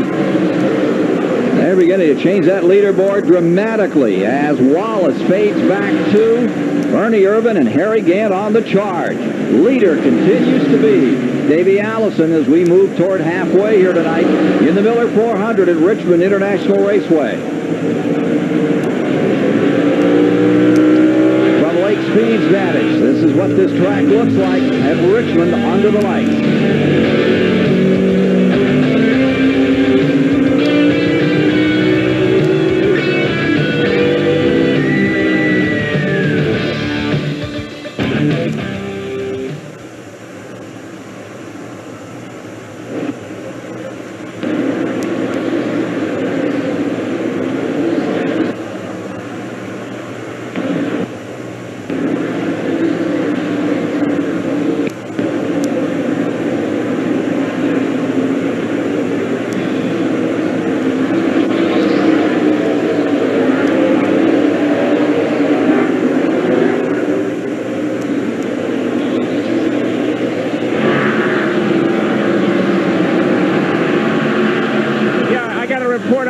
Problem on Rusty Wallace's car.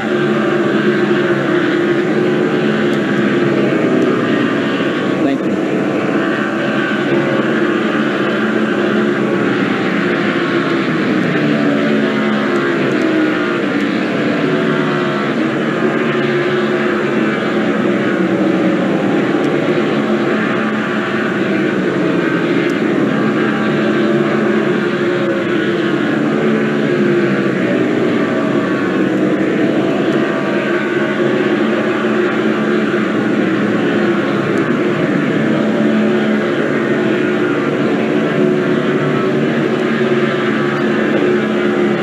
Running around Darrell.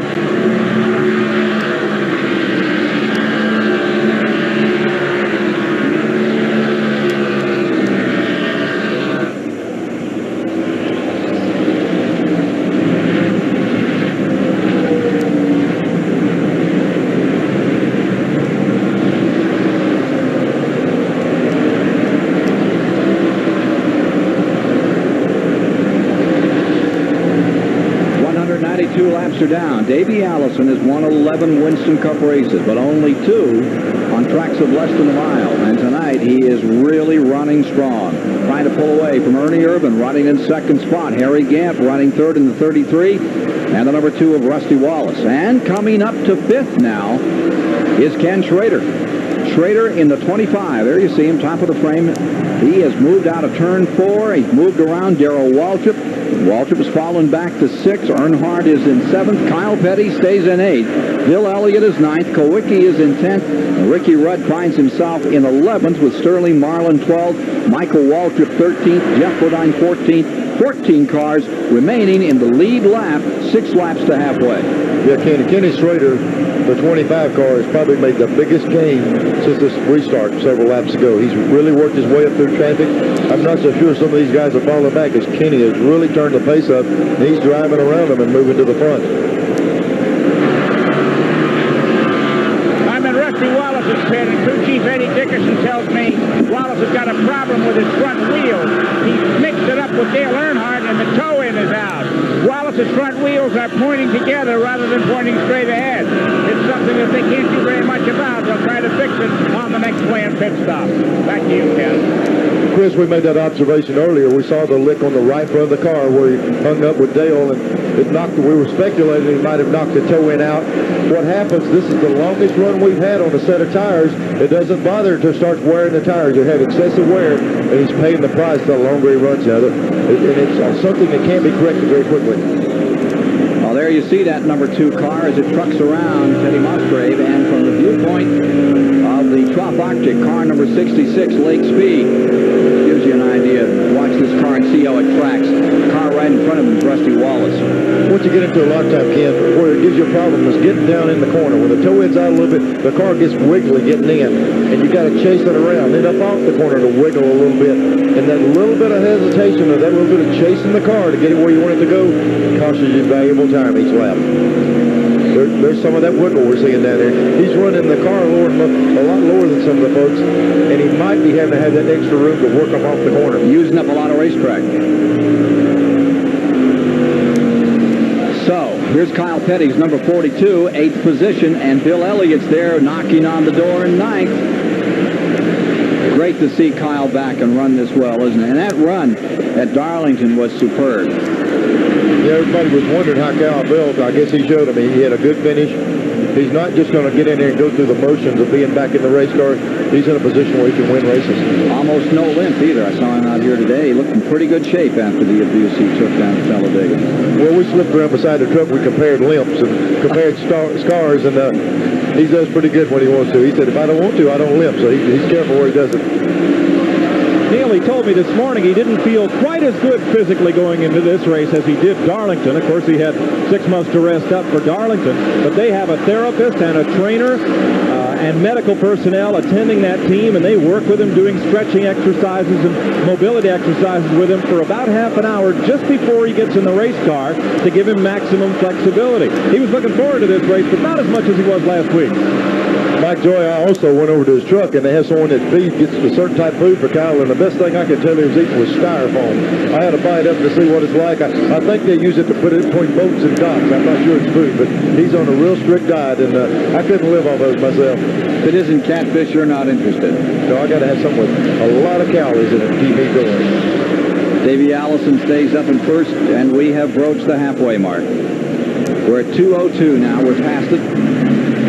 At halfway, credit Davey Allison with the lead. Give Ernie Irvin second spot, Harry Gant third, Rusty Wallace fourth, Schrader fifth. And Schrader's as quick as anything on the racetrack. Right now, you're before 65,000 fans at Richmond International Raceway. Sold out and then some.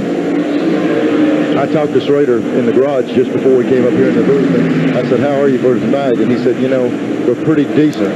When a driver says pretty decent, the thing is usually pretty good. You know, you'll hear him say, oh, my car's doing this off the corner, but when they say decent, they got her dialed in.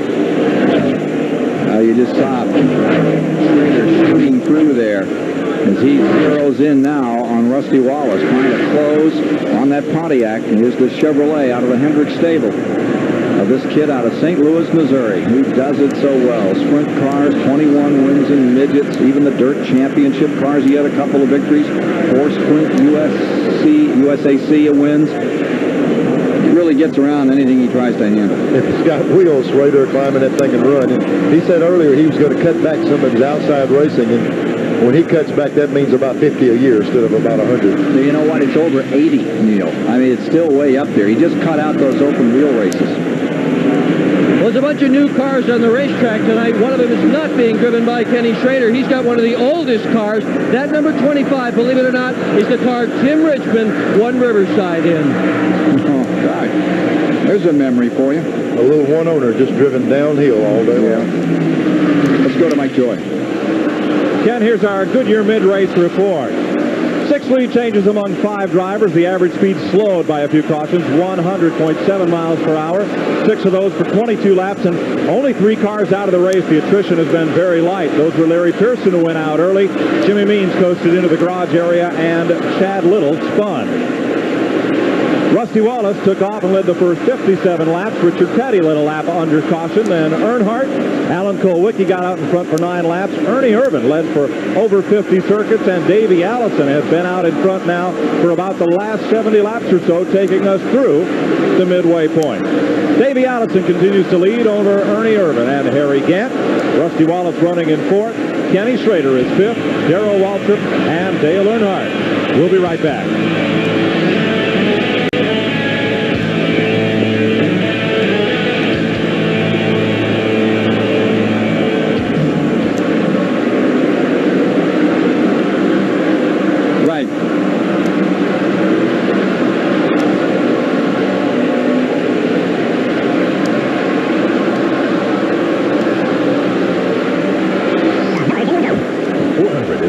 By Autolite Spark Plugs, guaranteed for 2 years, no matter how far.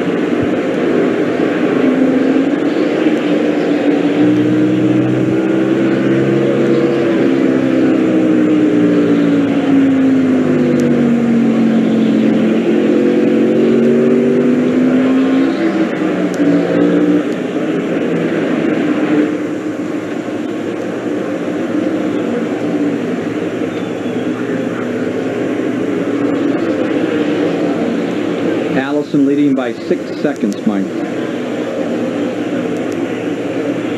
Sail away with me.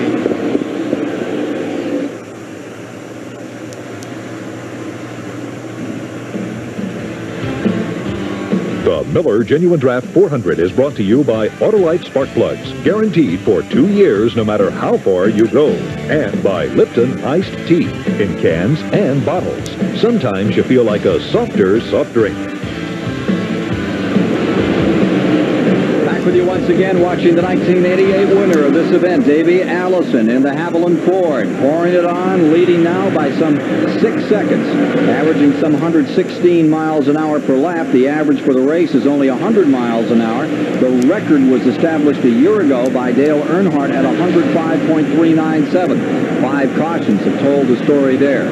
So, for these 65,000 folks, it's Davey Allison's race at the midway point. We're showing 215 laps complete. And now coming by, you see the 68 car. That's a Bobby Hamilton car, which is running some laps down in 18th position as he hits down into turn number 1 and 2. Right behind him is the number 12 car, Hut Strickland, the Bobby Allison machine. They've had an on-again, off-again night for car number 12. And Davey just put down a lap just a few laps ago, so Hut Strickland... Caution coming on. Yellow is on the racetrack. Yellow down. Got another car in trouble, spinning and collecting the wall up here. Trying to get it fired and back underway. Down in turn 2. Got up against the outside wall. Trying to get it refired right now. It takes the look of number 47 as it rolls back down the back straightaway. Greg Sachs out of Mattituck, New York, tears the nose of that one off. Turned it around and back driver's side into the wall. That's what really concerns people, when that left side gets into the wall. Greg Sachs had been running in 24th position at that time. Here's Allison, the leader, pulling in. Right side rubber on car number 28, taking advantage. Gant's coming in. Ernie Irvin, Gant's now in second. Ernie Irvin was in third with him. And Rusty Wallace, he's taking advantage of this yellow flag. Real opportunity for these top guys. So we're under caution. 218 laps are complete. Leaders are all in. And while the circus is out here, let's go outside the racetrack for just a moment to Ken Stabler. You know, we've got a great show going on out there with those 3,500-pound, 600-horsepower race cars flying around there. But when the checkered flag falls, it's going to be another show that's going to take place out here among 33 or so souvenir-type trailers. I'm in Dale Earnhardt's trailer. We've got everything from drinking cups to hat pins to knives to jackets, hats, you name it, it's here. And it's an opportunity for all the NASCAR fans to go up and take a little piece of their favorite NASCAR star back home with them. Earnhardt is not the only one represented here. Here is Alan Kowicki's crew coming here right now and showing that they have also some memorabilia. Neil, don't you think this is a great pair of hats? Stabler, how do you get in the trailer and I'm up here on top of the building? All I want to know. Courtesy of Alan Kowicki. Car number 7, the Hooter car. If they don't keep those girls on the outside, pit road is being pretty congested. Atlanta Braves, New York Mets. Whole story's up in the front now in that National League West battle. And America's team gets right back out at 1:35 tomorrow Eastern here on TBS. Yeah, they've got their own midway now. They have a great circus here. It's a free-running affair that we have out here on this 3/4-mile track tonight. But over the years, that's been developing, and now they've really got it organized, and it really is a midway, and you can get a little piece of one of your heroes, a belt buckle or a shirt. Great idea. We're going to be back in a moment as we get ready to resume this race. We're under caution right now with 220 laps complete.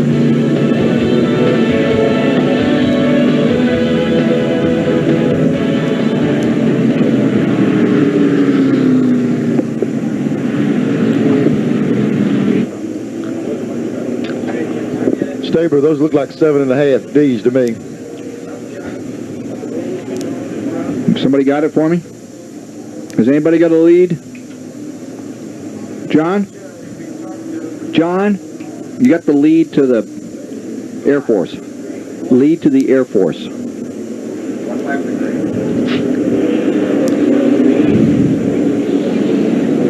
We're going to go racing, Fred. 1 to go. Okay.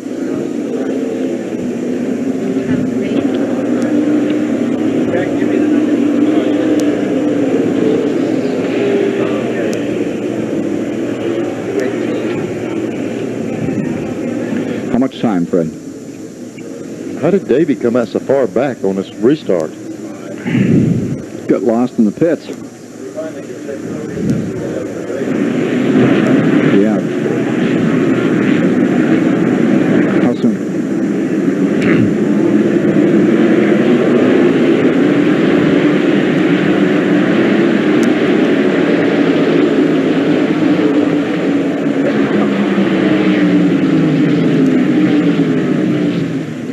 .28 is 10th, Fran.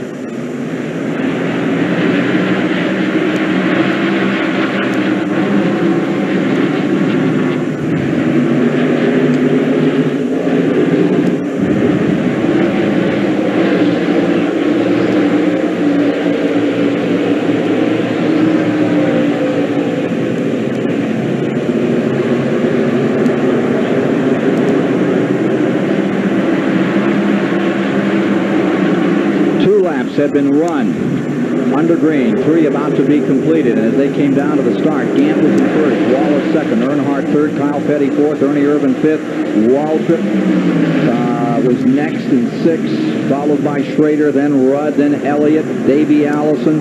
Davey Allison way back. Let's see if we can get the story here and go to Chris Economack and what the story is on 28.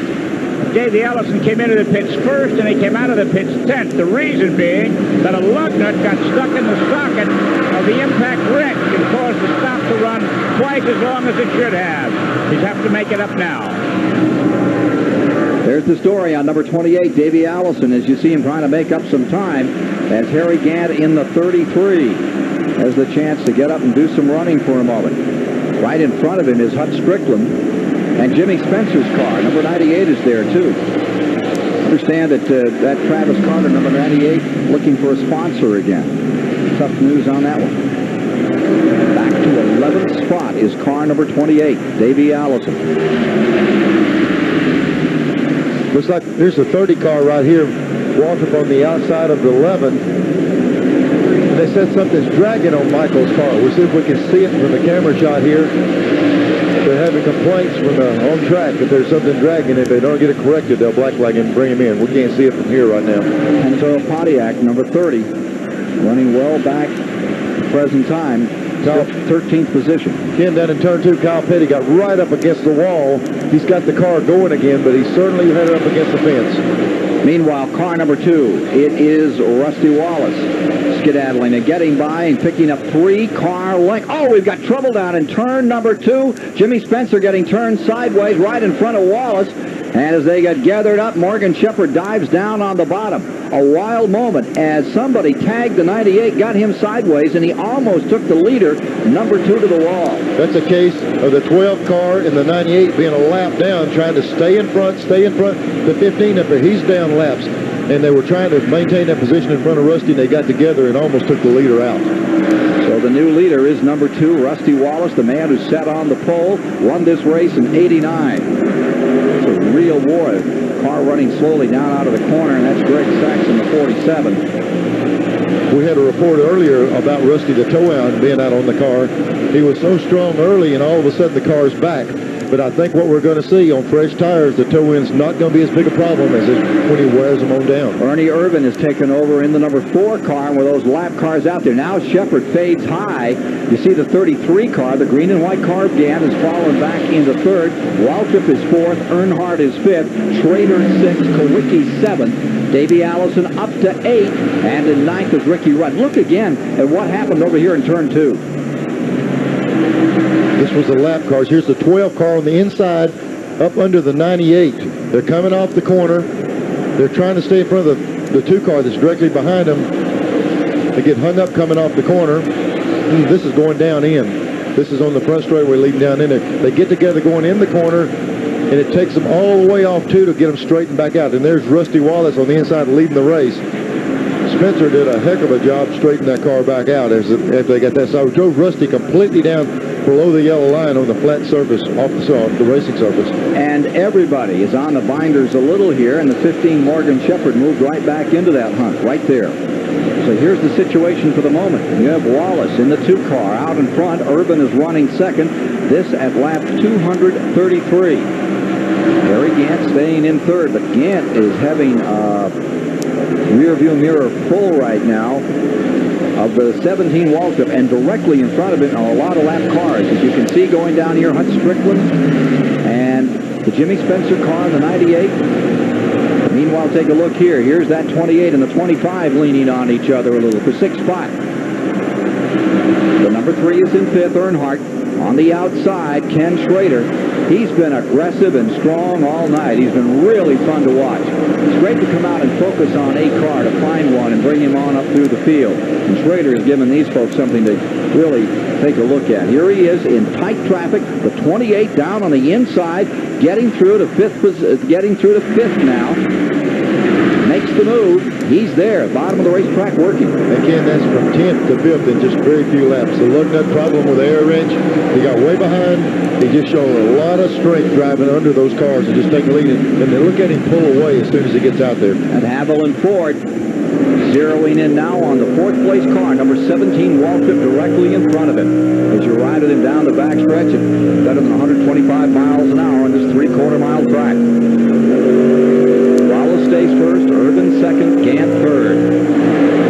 A lot of glare out there in that windshield, and as they get more oil in that windshield, it gets worse. Again, it's not only oil. You get oil on there, but the things actually get sandblasted. Even though we're not running the Daytona and Talladega type speeds, that plastic, continuous plastic, see the big black rubber marks and smears on it like you smear chewing gum on something, and it gets so on any windshield during the daytime. It's a problem, and it's a little bit of glare, even though they crank the lights around a little bit, just giving them a little bit of a problem. Did you ever try to drive around something and find out it was a crack in your windshield? Yeah, sometimes you drive around and you find that there's concrete out there. You can't see real good. Here you see Davey Allison still working, and Spencer stays right there from Lake Speed's Trop Arctic car. There's Hamilton directly in front of him. Hamilton in that tremendous war with Musgrave for Rookie of the Year honors this year. They've swapped it back and forth, swapped it again at Darlington. seems like every time we get a battle going, there's something happening. The guys stay within very few points of each other. And here we are on a night where Earnhardt's off some, Ricky Rudd's off some. They're right back there mixing it up, and they're in the points battle too. 18th position is that Pontiac Lake Speed, the Cale Yarborough racing team, and directly in front of is Bobby Hamilton's car. We heard last night during the Busch race that the spotter was really helping them out. That little bit of blindness right there, that little bit of hesitation. We got a car spinning down the main straightaway. It is Michael Waltrip loose, coming across the start-finish line, bottom of the racetrack, no flag out. There is no caution being shown. We've had 6 cautions to date, but that was not one of them. Both he and earlier Dale Earnhardt have spun down out of turn number 4. Michael Waltrip in the Pennzoil Pontiac continues on his way. Look again at what happened to Michael Waltrip here. He's already got the car turned around coming off turn 4. Thing makes a 360, backs back around and heads in the right direction. Shifting gears right here, grab another gear. Let's try it one more time. Head on down to turn 1. 13th position was Michael Waltrip when things began to break loose on him. I know when you go to Bob Bondurant's, a lot of these drivers, and I think Mikey did also, go out there and learn road racing. He teaches you the 360 spins, and Michael was able to use a little bit of that tonight. Davey Allison zeroing in on the front 3.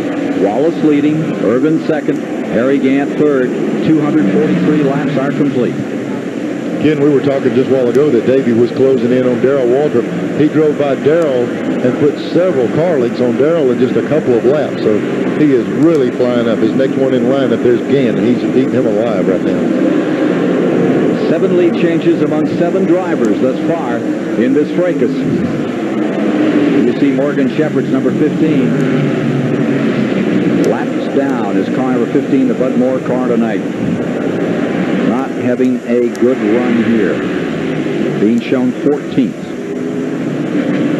In fact, he's right on the bubble. He is just a lap down. Here's Waltrip in the 17. He's being shown in the 6th position. Darrell, you have any problems with the lights here at Richmond?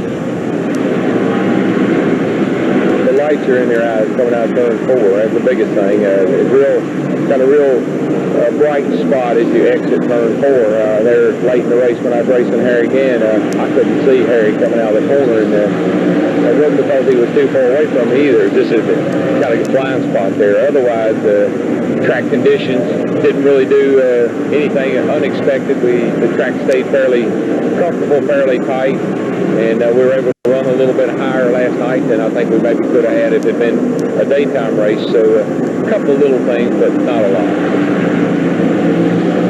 And they were referring to the Busch race last night. You know, like we were talking about, a lot of the Winston Cup drivers ran that race, and they learned some things last night that they were applying to the race tonight. There's that Schrader car moving in on Waltrip. He has to be real concerned here if he wants to start to move into this thing better than halfway, coming up on 250 complete in a couple of laps. Waltrip stays in 6, but Schrader in the 25. Now, they both have Hendrick motors. Randy Dorton takes the credit for the 25 motor, and it just says Hendrick Stables on that motor in the Darwall car, number 17.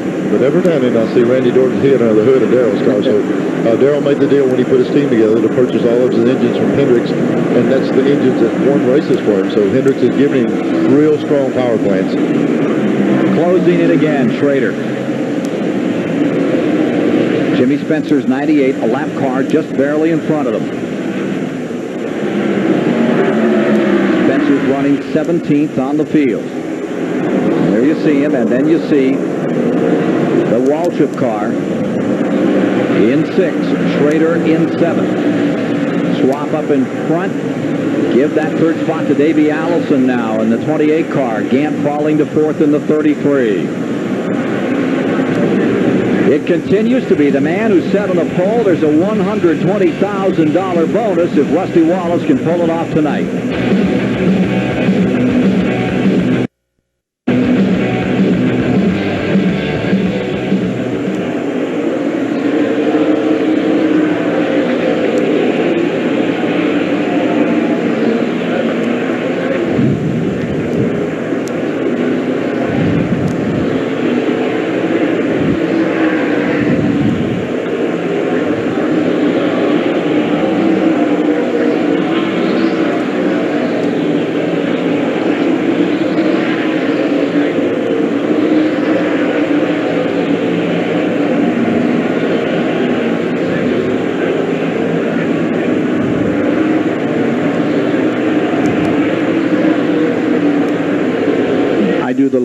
in to the Air Force Reserve coming up. He says, thank you, Ken. I take it back and throw it to Mike. Got it.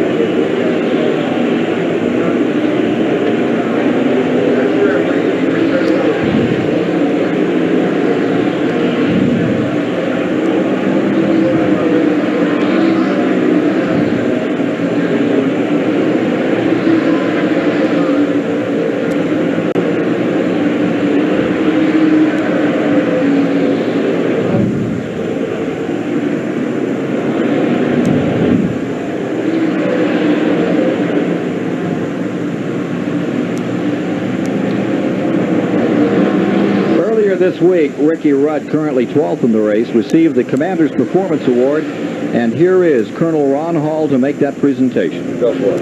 Thank you, Ken. It's a great pleasure to be back at Richmond for another Air Force Reserve Commander's Performance Award. And with me today to receive this very special award is Mr. Ricky Rudd, currently second in the NASCAR Winston Cup points series, having a close race for first place with Dale Earnhardt. We wish you the best of luck, Ricky.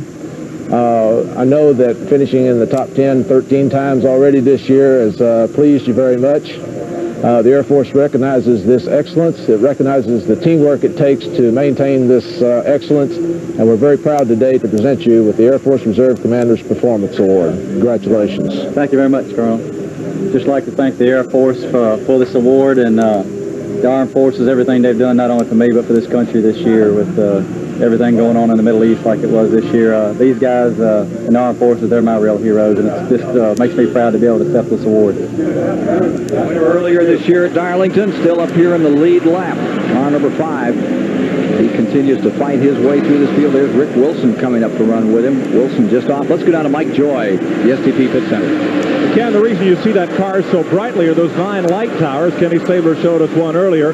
15 lights per tower, 1,350,000,000 candle power. They draw 810,000 watts. Here's Paul Sawyer's light bill for the weekend. Don't leave the switch on. It's $75,000. Oh, gosh.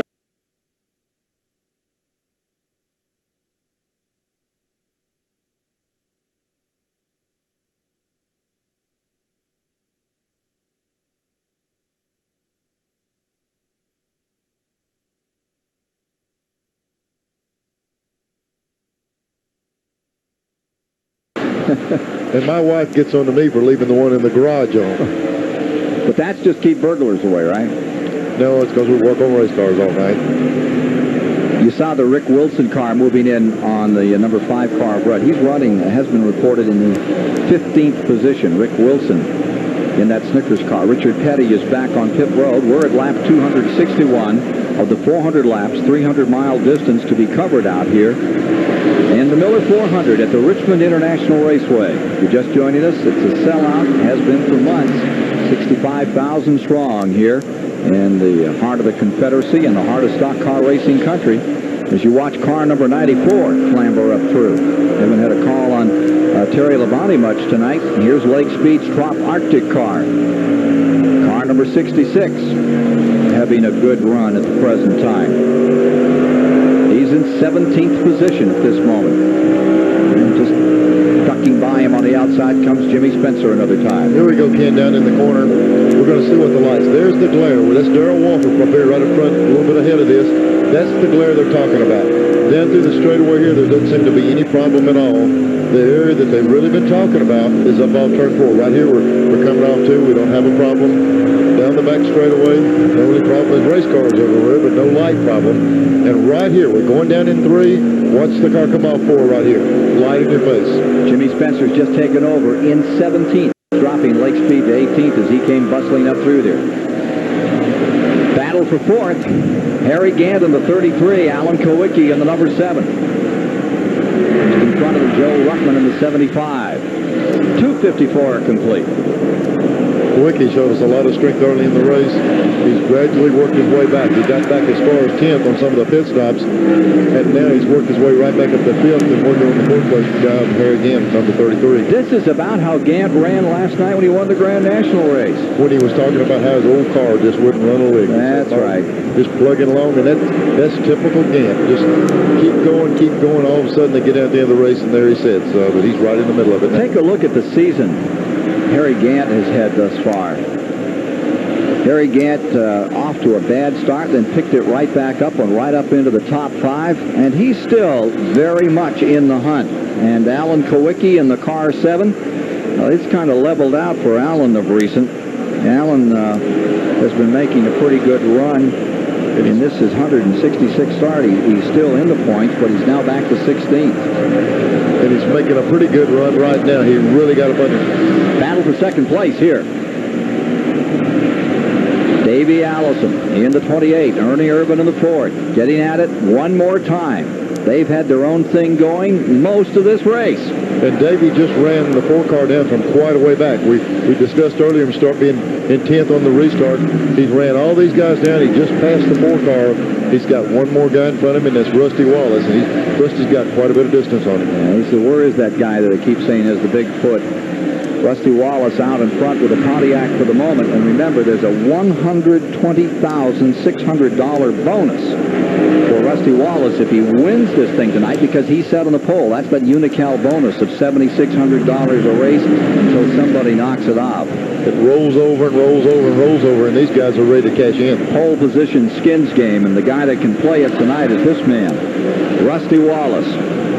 He can have a pretty good short track payoff. I think that'd be about the biggest. Brett Bodine took down, what, $95,000 at Martinsville back a year ago? If he wins it tonight, Ken, I'm sure everybody will take a sledgehammer and knock their toe end out before each race.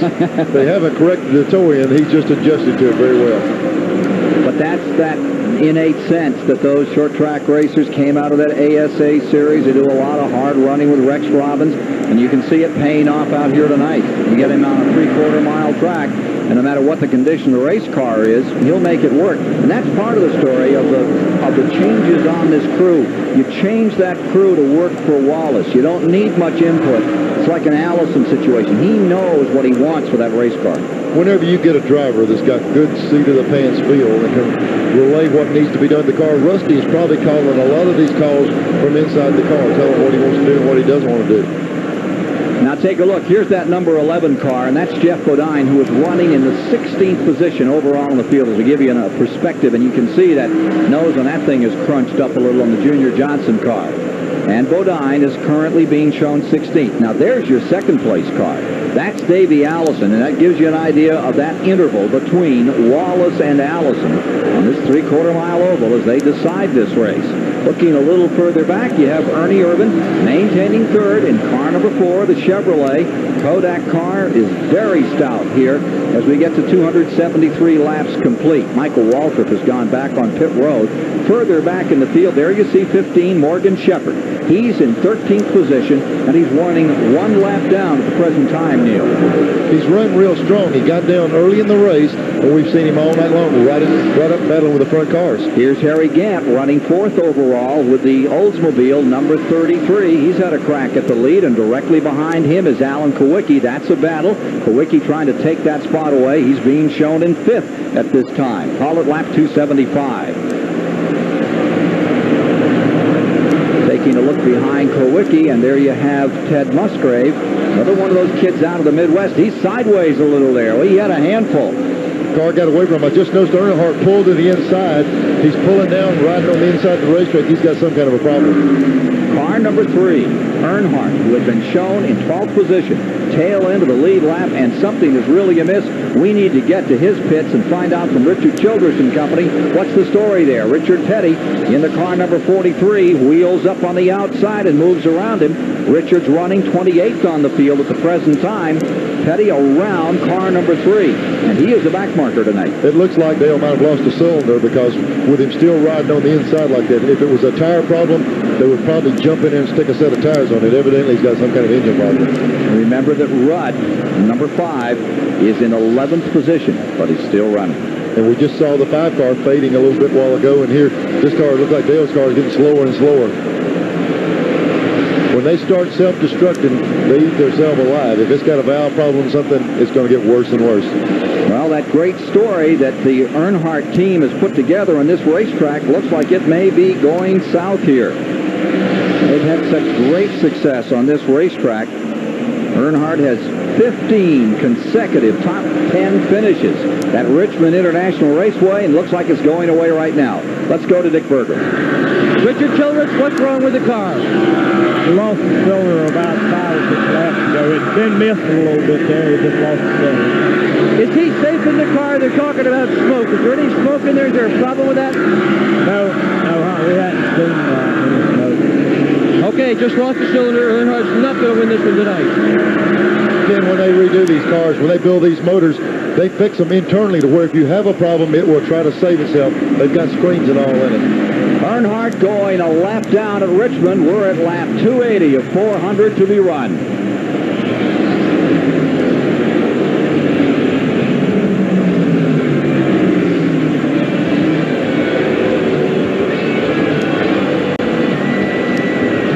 Fred, on my sheet, it says we need to do 3 of those cruise things during, plus the setup and the payoff. Not 3 total, but 5 total. So we still need to do 2 more before the end of the race. Thank you.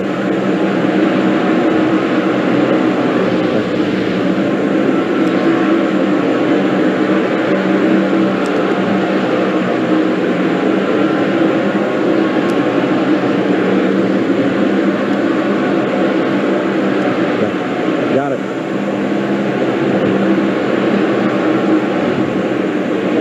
Ken, we never told them, but the 6 car is back on track for people who want. No, we got to get that in. Okay.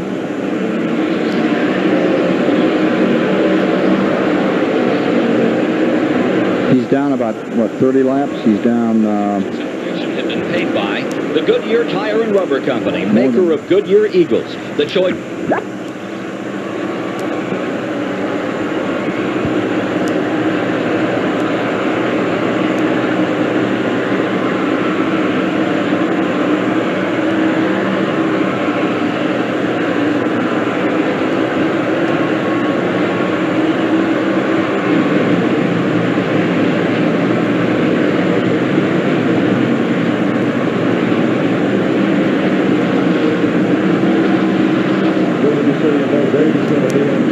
In about 8 or 10 laps at the longest.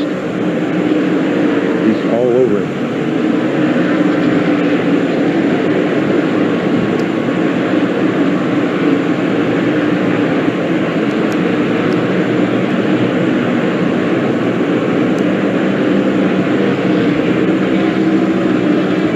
Boy, Davey's all over it. Yeah, Davey. Promotional fees and consideration have been paid by the Goodyear Tire and Rubber Company, maker of Goodyear Eagles, the choice of every team and every driver at every Winston Cup race. And by Phillips 66 Trop Arctic Motor Oil, the high-quality motor oil for year-round engine protection. Long live your car with Phillips 66 Trop Arctic. And by True Value. Give your home beautiful protection with long-lasting True Test Weatherall house paint exclusively from True Value hardware stores and home centers. 287 laps complete at Richmond. Rusty Wallace continuing to lead. Davey Allison, Ernie Irvin, Harry Gant, and Alan Kulwicki. Down here in the STP Pit Center, we've been keeping track, and nobody's been able to sail away too far from the field. But Davey Allison, during one long run of green flag racing, eked out a margin of 6.4 seconds. So we'll erase Rusty Wallace, and we'll pencil in Davey Allison on this check that goes to the Richmond Area Mothers Christmas Fund. Ken? Thank you very much. Here you see the number 2 car in front, but the number 28 car is right there. He's close to within 3 car lengths. I think we may be getting a caution. I see a light coming out on the pace car. Now the flag is coming out as they come to the line. We had a lot of smoke from beneath Kyle Petty's number 42. He has dropped to the bottom of the racetrack. I'm not sure if that is what has soured this race. but there is a caution out, and it may be he was dumping some fluid on the track. Kyle Petty running very slowly. Right behind him was Greg Sachs, and it has brought out the 7th caution of the night at lap number 289. 289 complete. Kyle had a real good thing going in 12th position, staying in the lead lap. He grazed the wall out here. Let's take a look and see if we can, maybe some parts and pieces left. Yeah, got it up against the wall, up in the loose stuff, and it's hard to see the stuff flying off the back. It's just debris. That's off of turn 2 over there. A lot of fire flying up by something dragging out of the car. Some parts came off. Looked like it might have been part of a brake rotor come off the car. Well, there was some smoke right after that coming down the chute. Make you think that maybe something had gone amiss underneath, but not the case. Let's go quickly to Dick Bergman. Leaders in the pits right now, and this is to stop Rusty Wallace. Really wanted to adjust the front end of that car. The toe-in still is not right. They really need it. They did not want to take the time it would have taken to do it. They have not adjusted the front end so far. They've changed 4 tires. Rusty's gone. Car's still not right. Let's go to Ken Stabler. Ken, I'm standing here with Kenny Bernstein. Kenny, I know that you're heading up a fundraiser for a terrific cause. Can you give us a little rundown on it? Yeah, real quick. It's the NASCAR drivers versus the drag racing stars. September 17th, Tuesday night in Charlotte Knight Stadium. We played last year. We happened to beat them. This year, I know they're going to come back strong. It's for J.D. McDuffie and the Miami Project. We appreciate people coming out. Well, those guys ready to play softball a lot like they drive. Don't they kind of wide open? Let me tell you something, they're tough and they're young. A great cause. Kenny Bernstein, racers helping racers, people helping people. Who did he say was young? That's what I didn't get. Was it the NHRA group or the Winston Cup group, Neil? Well, it kind of goes up and down. There's young and old on both sides. I met John Force, and I think a couple of our guys rolled him over playing catcher last year, and he's wanting to get back even with us. They made a lot of money last year with that. It was a great cause, and it was really well done. For Darrell Gwynn last year, and this year McDuffie and the Miami Project. For the moment, after these pit stops, it is Rusty Wallace being shown up in front. Second place is being shown as Davey Allison with Ernie Irvin in third, Harry Gant in fourth, Alan Kowicki in fifth. We'll take a break and then be back for the restart here at Richmond International Raceway.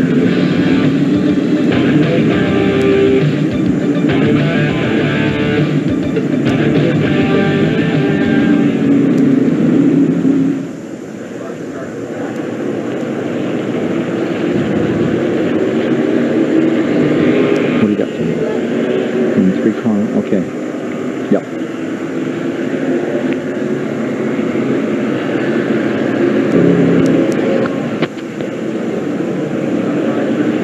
Penalizing 2, 17, and 28. Speeding on pit road. The leader is being penalized. He said 28 also. 2, 17, and 28. Let's see what's going to happen here. I don't see any light coming on as they come underneath them.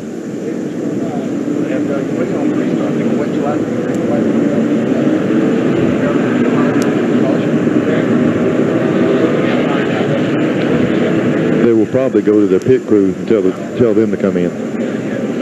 Or would they put them out under green? They can't put but one car up at a time. If they put one up and make him come in, they'd complain about who came in first or second being behind. So they probably tell them from the pits to make them both come in the same lap. How did that sound? I need this. Is that official? Is that official? They say they're going to wait till the green flag comes up. They say they're going to wait till they're coming in right now. I don't know what they're saying, but both of them are coming in. 2 and 28 are in. What about 17?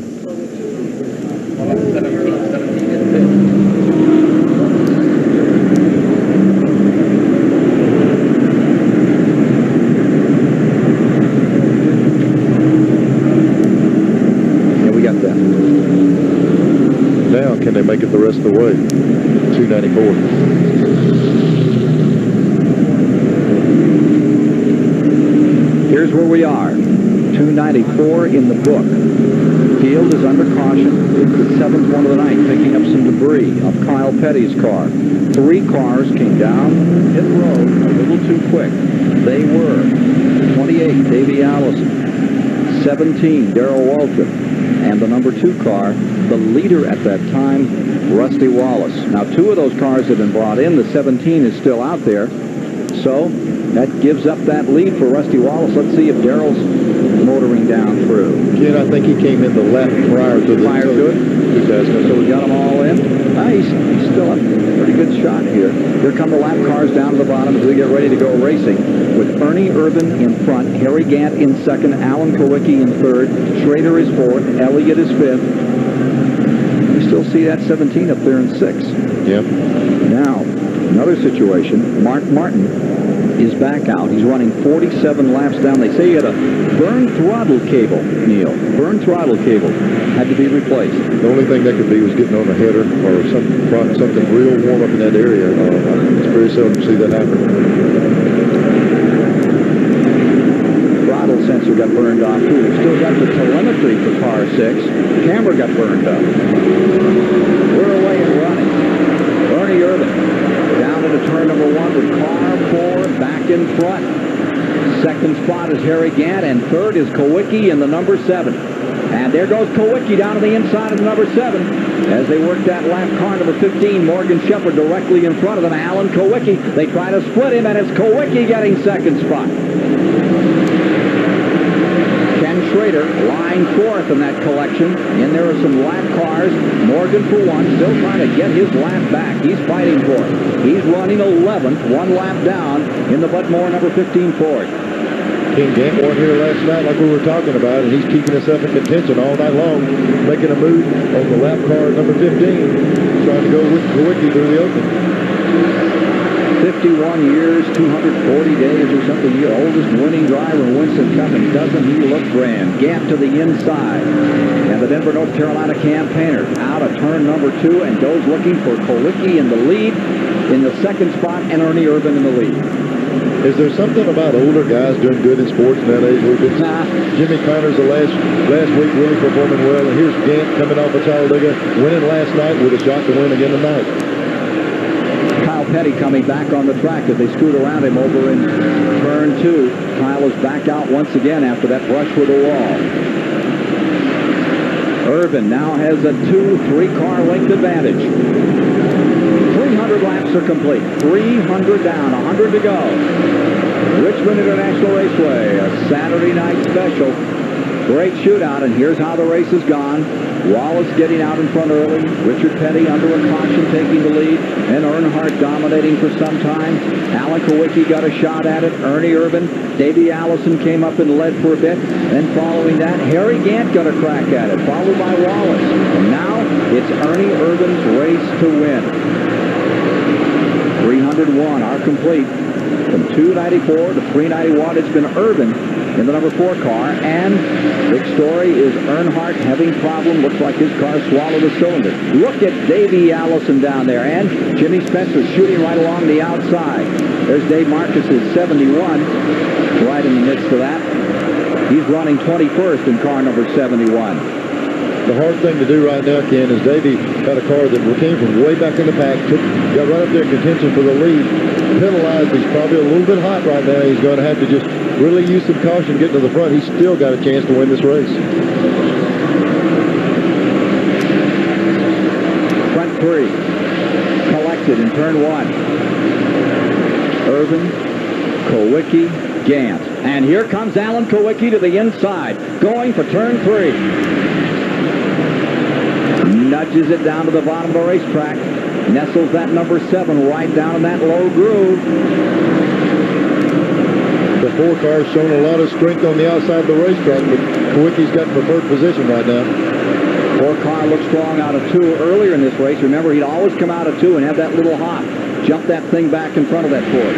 When they handle down the straightaway, though, a lot of fun to drive. Top 3, here comes Kowicki back on the inside of this battle for the lead.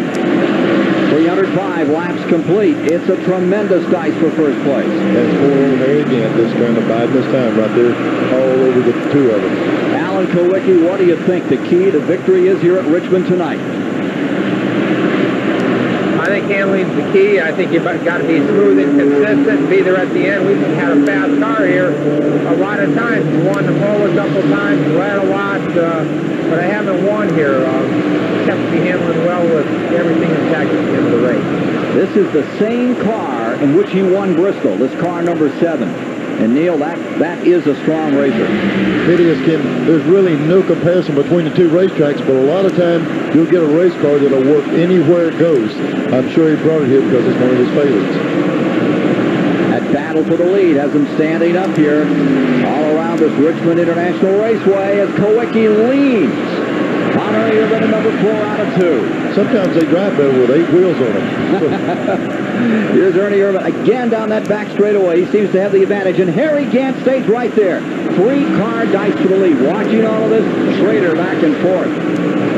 Schrader is about a quarter of the track behind this trio, battling for the lead. Once again, Kowicki to the inside. Ernie Irvin on the outside. Ken, I think the guy in the driver's seat, these two guys running side by side are using up a lot of tires.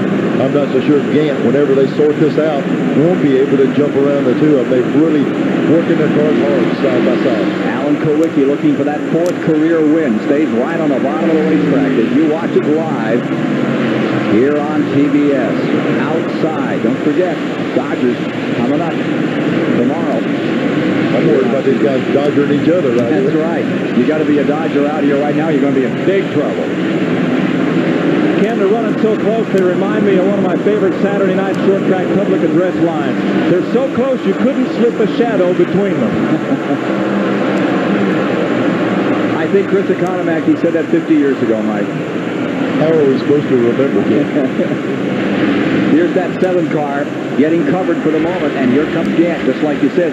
Again, however, that inside groove, if they dive down, that seems to work for just a moment in turn number 3 for Alan Kowicki. Then out, a hard hit, and here goes Kowicki. Out of control. Gant gets taken out. The front 3 all down. A break for Schrader. There's Schrader dodging through. Ernie Irvin is underway. Caution is on the track.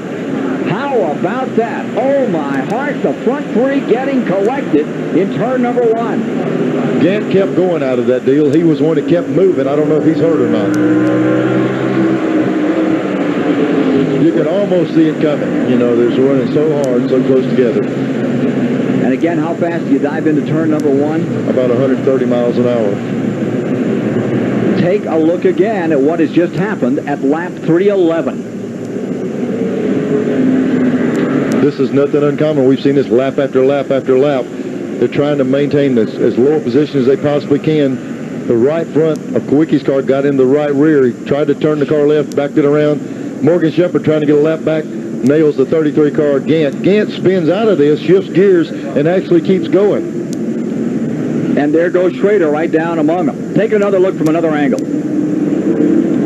Here we are. We see the contact getting in the corner. Right here they touch a little bit. Kowicki cranks the car left to try to get off of him, but it's too late. They've already, right at that particular point, you could reach over your finger and turn the guy around. He's got his car so far down in the corner. Gant gets in the middle of it. As you said, Schrader comes through, but the amazing part about it, Gant's car, he did a heck of a job of driving or had both eyes closed, but he straightened her out. Oldest Saturday night story in racing. He came up on me, he came down on me. You've heard that forever on a short track on Saturday night, and it's happened to the leaders here at Richmond. We'll be back in a moment with more.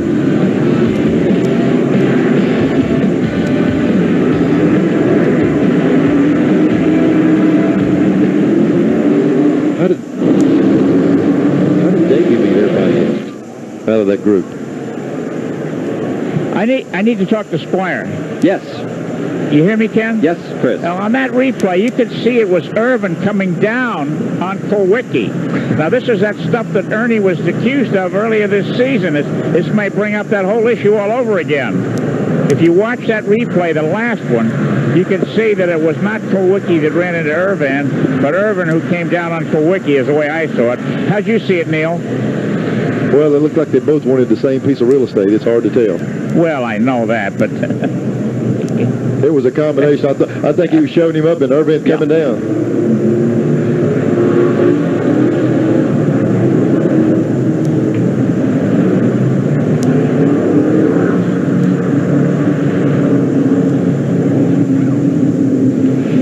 Boy, can we...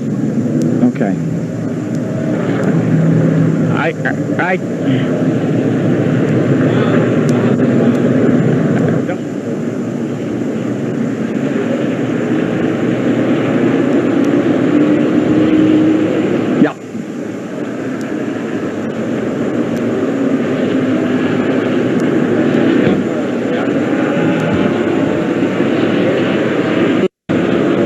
going to show me the score? You're going to okay. But you're going to show me the score, and then you're going to show me tomorrow? The guy that owns the station cares.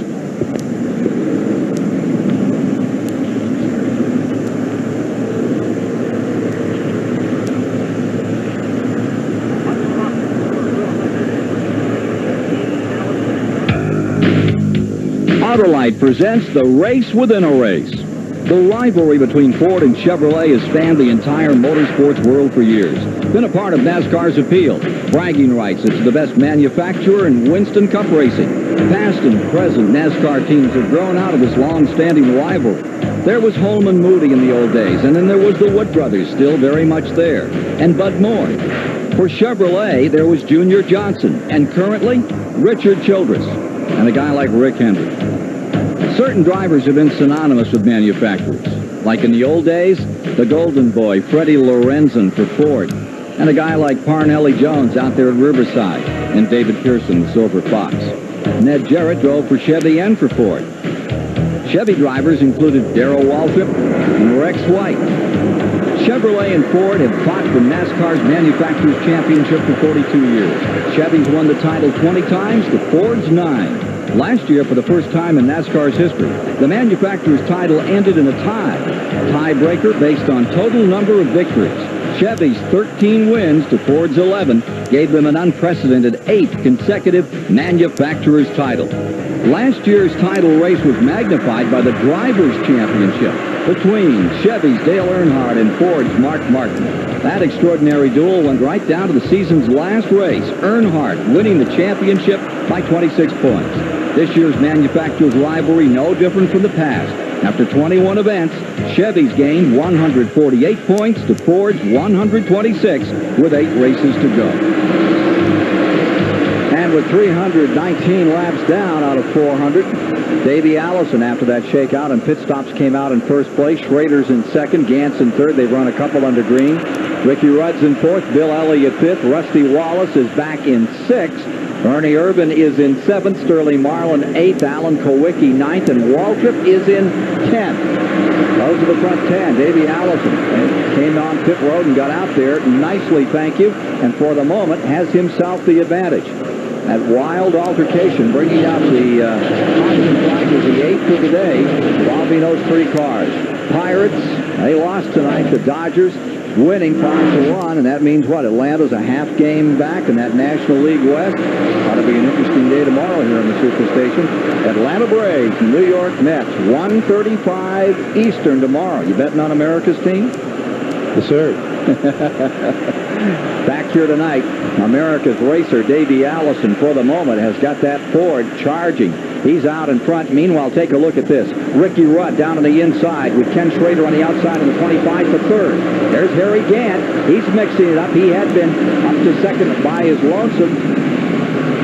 Both of those cars belong to Rick Hendricks, and there's been races where those 2 cars tangled, and they certainly don't want to do it again.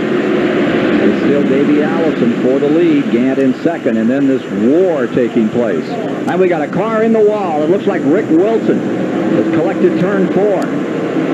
Wilson taking a solid wrap, and there's another caution. That will be the 9th of the night.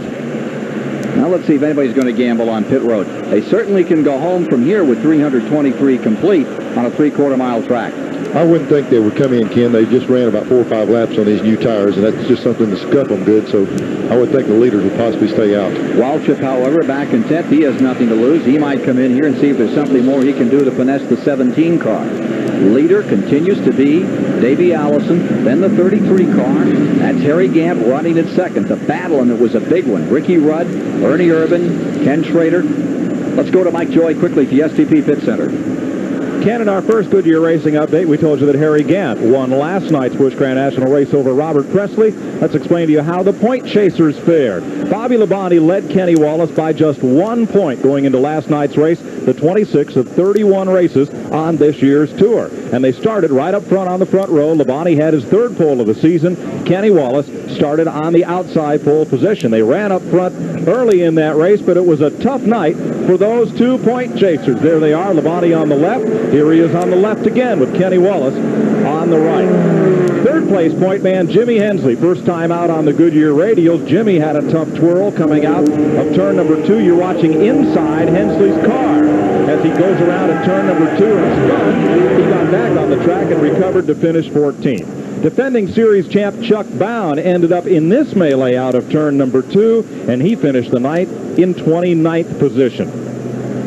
Bobby Dotter lost a drive shaft. There's Bound going out with rear end trouble. He came back. Bobby Dotter lost a drive shaft. Kenny Wallace ran over it. That ruined the handling on his car, and he finished 15th. 44, Bobby Labonte got into a tussle with Ernie Irvin on the last lap of the race. Labonte had already been one lap down, and Labonte ended up in 16th position on the day. So, what happened to the battle for the Busch Championship? Here's how they went into the race. Labonte leading Wallace by 1 point, Hensley, Bound, and Joe Nemechek, who did have a top 10 finish. After the night, Kenny Wallace flip-flops and goes back on top by a mere 2 points.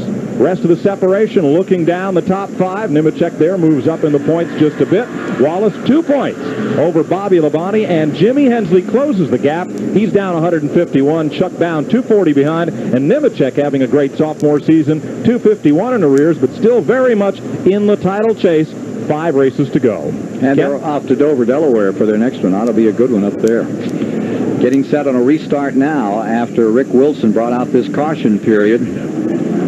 The Pennzoil motor oil aerial platform here being run by Barry Bates and doing a great job up there tonight. Larry Carp, the cameraman, getting us some great pictures. 65,000 folks here. If you're just joining us, this is Richmond International Raceway. And on TBS tonight, Winston Cup Racing, Davey Allison with an opportunity to win here for a second time on this 3/4 mile track. Harry Gant trying very hard, put that Ford down a spot, put that Oldsmobile in the black and white checkers down here at the start-finish line. Ricky Rudd in 3rd, Ernie Irvin 4th, Schrader is 5th, Rusty Wallace 6th, Alan Kowicki 7th, Darrell Waltrip in 8th, Bill Elliott 9th, Sterling Marlin in 10th, with Dale Earnhardt 1 lap down in 11th as the green flag comes out, 328 of 400 laps complete. Ken, that's a demonstration of that power of Robert Gates' motors right now. Even on the restarts, he just pulls away as he goes up through the gears. And Gant's car is really going to have to handle good to be able to work with Davey, because Davey's car is handling good, but he's real strong down the straightaway. Well, Davey Allison is trying so hard. He's bounced that car off the wall since the last pit stop. They say the car is all right, but Davey is really worried about Gant. He radioed in and said he is really strong. He does not want to see any yellows. Davey on the hammer hard. Dick Berger, the other guy he's got to worry about is Ricky Rudd in the 5. There you see Allison out in front. There you see Gant closing. And on the outside, Ricky Rudd in the number 5 car, Ernie Irvin, they're coming on. Here comes Irvin right through the middle. They're going to try 3 abreast, getting in the corner, have to sort it out. I believe Irvin's car, the number 4, if he can clear the 5 car, might drive on up there a little bit further. And you see Bobby Hamilton, 68, right back in it again. And the car on the inside looks like the 66 of Lake Speed. He's picked up some spots of recent, and he's showing 12th. Lake Speed showing 12th, 1 lap down with that Trop Arctic car. Here comes Irving on the inside. Ernie's on the inside of Ricky Rudd right now. He clears him.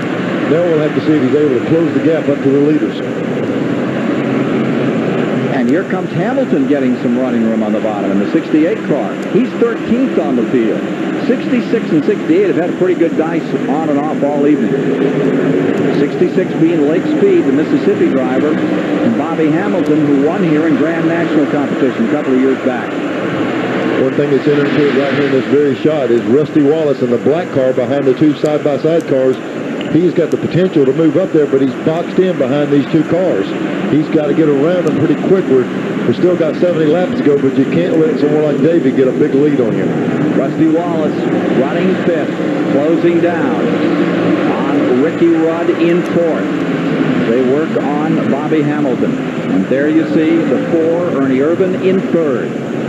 12 lead changes among 8 drivers thus far tonight. And that $120,000 bonus, a big carrot hanging over the front of car number 2.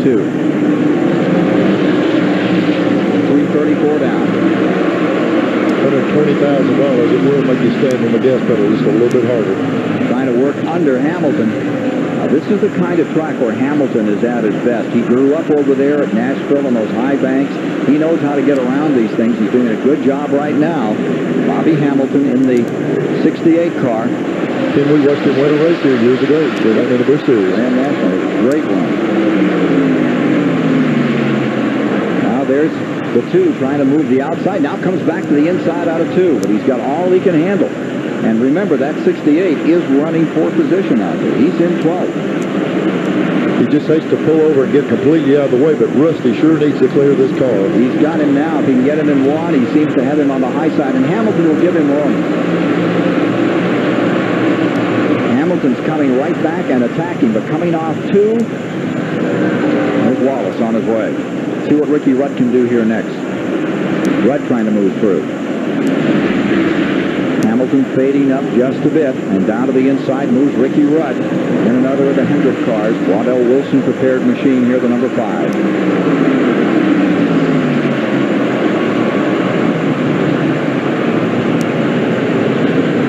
Rusty's able to put a little bit of distance away now. But while this was happening, they really pulled, the leaders have pulled out probably a quarter of straightaway on them. Let's follow Mark Martin with that telemetry on board. Remember, he is many, many laps down. Gives you an idea of what he's still cranking out there, just touching the brakes for just a moment. Ford Electronics giving us an idea of what it is to run on a 3/4 mile track like we have here at Richmond. It's been a real help. That car damaged like it was early in the race. We were seeing 82 and 8,300 RPM. He turned about 81 down through there then, so the car still got a lot of strength in it. Well, this car's going to look a whole lot different next year with Valvoline livery, and if you think it's cheap to change the look of these cars, think again. Just the uniforms alone on these teams are worth about $50,000. Mark has got to paint 2 trucks. It's going to cost him about $15,000 each. They've got 14 cars to paint. It takes 3 days to do one of them, so that's about a month and a half worth of car painting. Decals about $350 a car, $5,000. Jack stands, pit boxes. It's going to cost them about $100,000 and over 2 months worth of work just to change the look of this car to Valvoline. Running 33rd right now. Now here's Rudd still trying to move around. Bobby Hamilton in the country time number 68. An old Tide machine. He's not, that Tide is not rolling over that car 68. I don't know what happened early in the race that Hamilton got behind, but whatever it was, if he could stay in the lead lap, he'd be right up here in the thick of it. In front, Davey Allison with car number 28. Beginning to feel a little pressure here. Harry Gant at number 33 is closing in. Harry, winner at Talladega, winner at Darlington. This guy can run, and look at him close down one more time. He may be the oldest winning driver in NASCAR, but he doesn't mean to just end it with those 2 wins already. He wants this one tonight, and he's getting ever closer. As we get to 343 laps complete, there's your battle. It's a Ford out in front, and it's car number 33, the Oldsmobile of Harry Gant, in second spot, just 2 car lengths back. Now car number 2 is moving in. Rusty Wallace going to the inside as he tries for 3rd spot on number 4, Ernie Irvin. Looks like Ernie's having to take a higher line at this point. Kenny's ran up there a little bit, just the least bit higher than any of the other cars the rest of the night, but he's been able to perform well there. But Rusty, if he leaves that door open, Rusty's going to try to take advantage of that. Dives down to the inside, making another shot at it as they come out of turn 4. Rusty Wallace is there, wheel to wheel, going for 1. Rusty Wallace. Now watch what happens in turn 2. Ernie Irvin has, in the past, just got himself an advantage off that second turn, and he's done it again. Getting that momentum, just standing throttle a little bit quicker on the outside, and Rusty having to really turn the wheels down tighter. The front end of the car binds up, and he can't get off quite as quick, but he's got a good shot on him right now. 3rd place at stake here. Those are the leaders. Allison in 1st. 11 Winston Cup wins, and now here's that battle again for 3rd. Wallace stays there. Here comes to the outside. Irvin in the 4.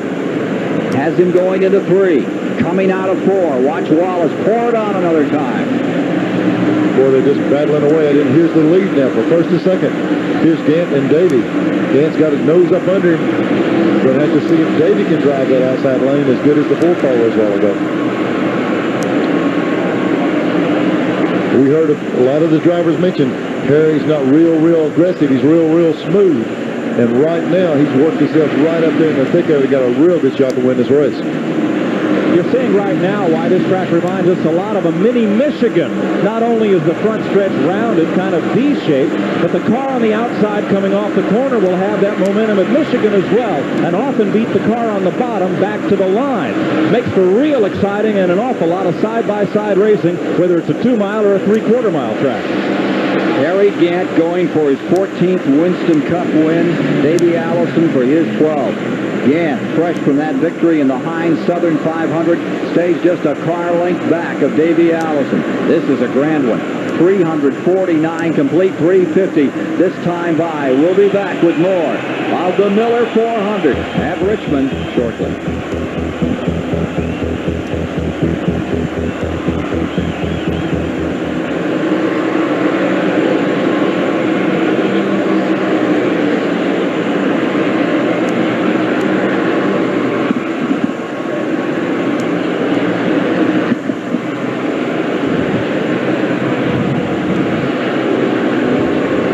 Looks like he's getting a little bit loose.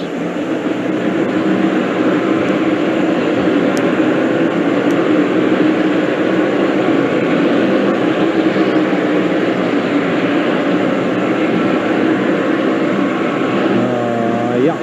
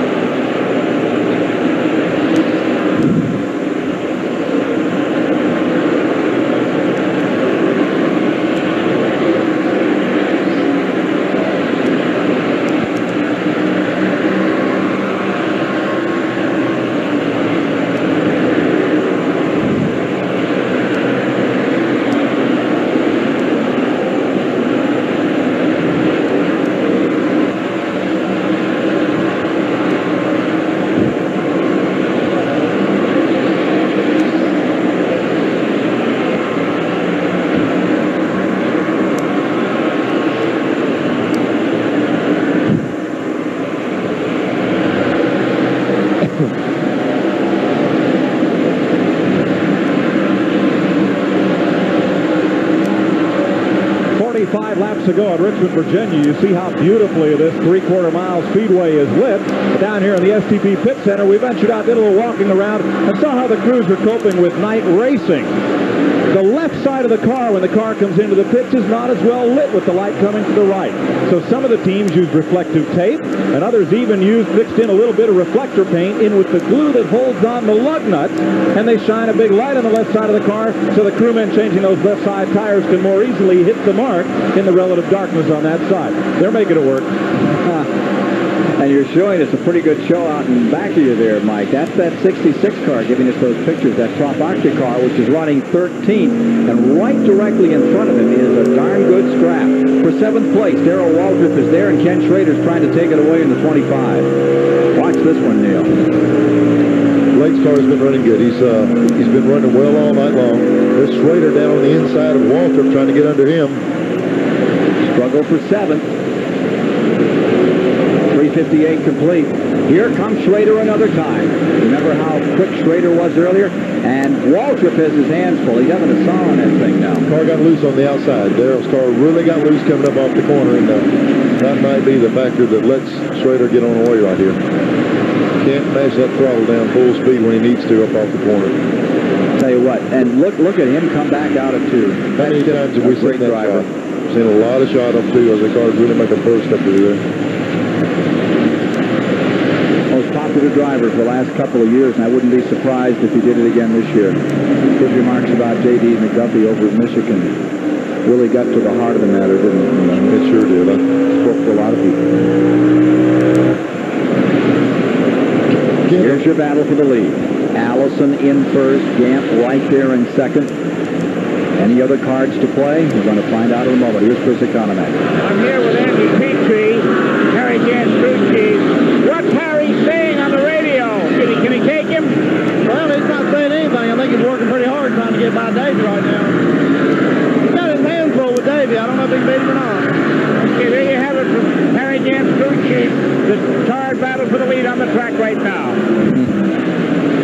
Ken, the biggest problem I see Harry's got, he was way back and he was able to run Davey down, but it was on the high side of the racetrack, the very tracks Davey's running in right now. You can see Harry make a big run, but it's hard to get on the inside of it. But Davey's running right where Harry needs to be. And Neil, just in front of them, about to go 2 laps down, is Earnhardt. He's just hanging on out there. He's still running 11. They're probably just hoping it doesn't blow completely up so that they will finish the race. 10 cars remain in that lead lap. Allison and Gant first and second. Wallace in third. Ernie Irvin in fourth. But here's the story for the moment. Davey Allison trying to pull this race out of the fire.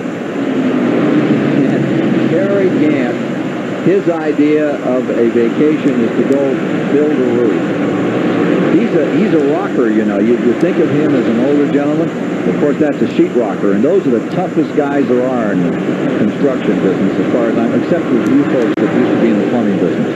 Pipe fitting, please. Pipe fitting, I beg your pardon. But I remember Harry, when they talked about when he used to work on homes, he'd reach up and grab the rafters with his thumb and his fingers and just do pull-ups off of the rafters, and Harry could probably still do it. He's stacked. He'd like to do one more pull-up right now, right around that number 28. Harry Gant closing in on Davey Allison as they put another lap on Joe Ruttman. Laps complete. Now we're getting down to it, folks. This is going to go, it looks to the wire, 365 down, 35 laps to go. These are the two guys that are out in front. The third place car, Rusty Wallace, he needs a caution flag here. He is about a straightaway behind this pair. He's back a ways. There's those two leaders.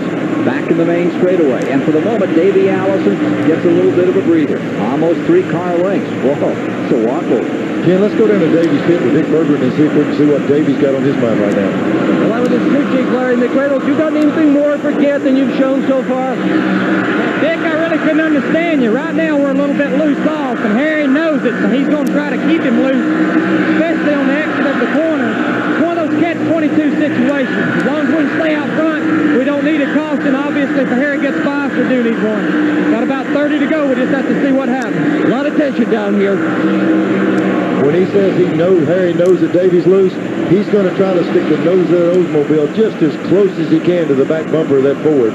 If he can keep that bumper shoved up under the back of Davey, he's going to create even more looseness on his car. So he's got to keep the heat on Davey. If Davey can break away a little bit, he's going to be all right. But Harry's going to try to keep the heat on. Take a look at the interval between the front two and the car running in third spot. There he is. Rusty Wallace, the man who set on the pole, who has $120,000 in the balance. Extra dollars if he can pull this one out. But he really needs a caution here. Best I can tell, it's about $10,000 a car length where he's sitting right now. Fourth spot is Irvin. Fifth spot is Rudd. And take a look at this battle for fourth. Here's Ernie Irvin, now under pressure from Ricky Rudd in the number 5 as they put a lap on Brett Bodine in the Kenny Bernstein car. Pretty hard to deny any of these guys tonight the way they have driven. This has been just an outstanding race from the beginning. Here's Irvin and Rudd still at it. This is for fourth. Behind them, Alan Kowicki, who had his opportunity to lead for a bit. He's in 6th. Waltrip 7th. Schrader 8th. Bill Elliott in 9th. Sterling Marlin in 10th. Earnhardt gone a couple laps down now in 11th. Bobby Hamilton behind him in 12th. Blake Speed is 13th. Rick Wilson 14th. Jimmy Spencer in 15th. Jeff Bodine 16th.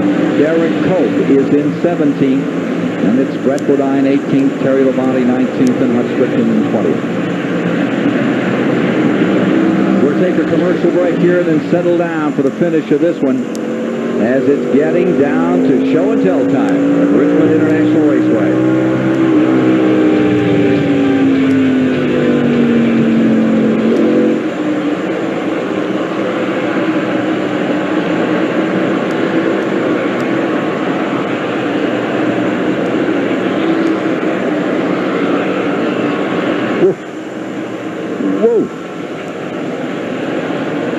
Gant could ever get around Davey, he'd drive away from him. He just, Davey's holding him up. He's loose right off the corner. He's about to run over him off the corner.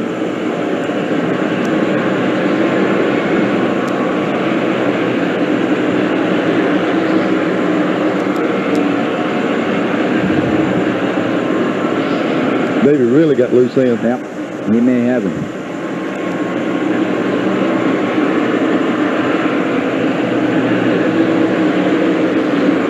What's this motor on Davey out here?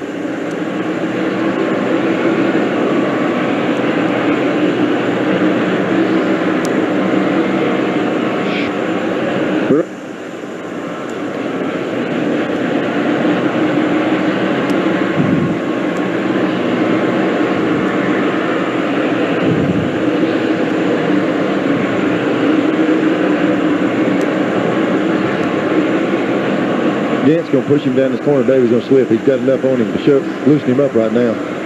Oh, Harry tried him high. Yeah, just to take him out, just to pull him out. Thought he might could do it, yeah. Pull him loose. Yeah.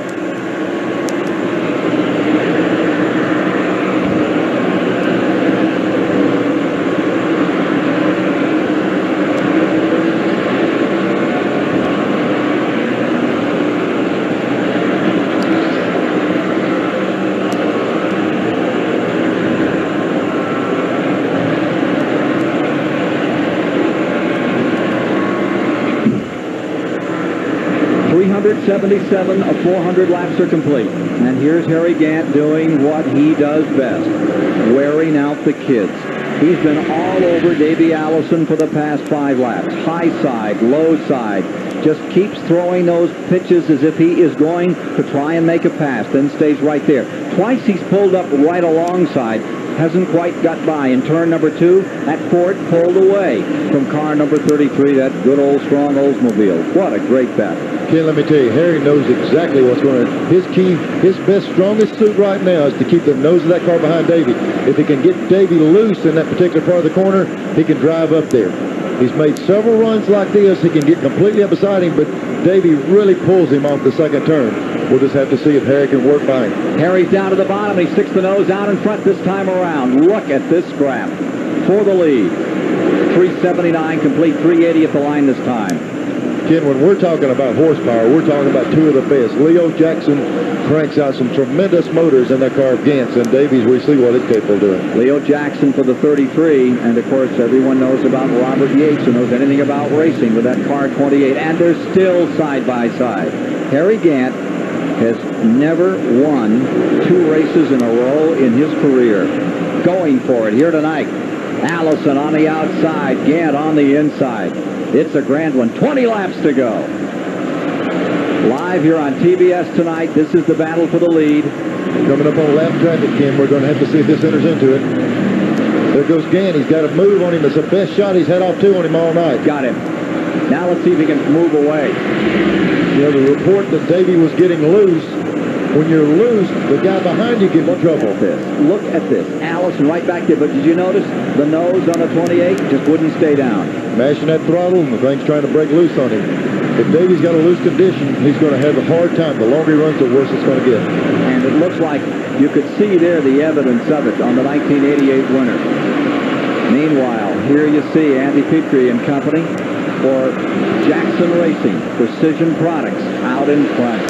Davey Allison right there in second. It has been 20 laps that has had 65,000 people all on their feet. And look at Allison. He just doesn't give up. Comes right back into it again. Again, a thing that might be his way. When someone's behind you, the loose condition is worse. When they get in front of you, it takes some of that away. He might be able to come back on Harry, but passing him is going to be the tip. It's going to be hard to do. Well, there you see Davey Allison's crew. Nothing they can do now.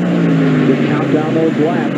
384 complete. 385 is time by. Meanwhile, back in third remains Rusty Wallace. He needs a caution. He's out of it as far as winning this thing unless something dramatic happens to these 2 leaders. He's back 30, 40 car lengths.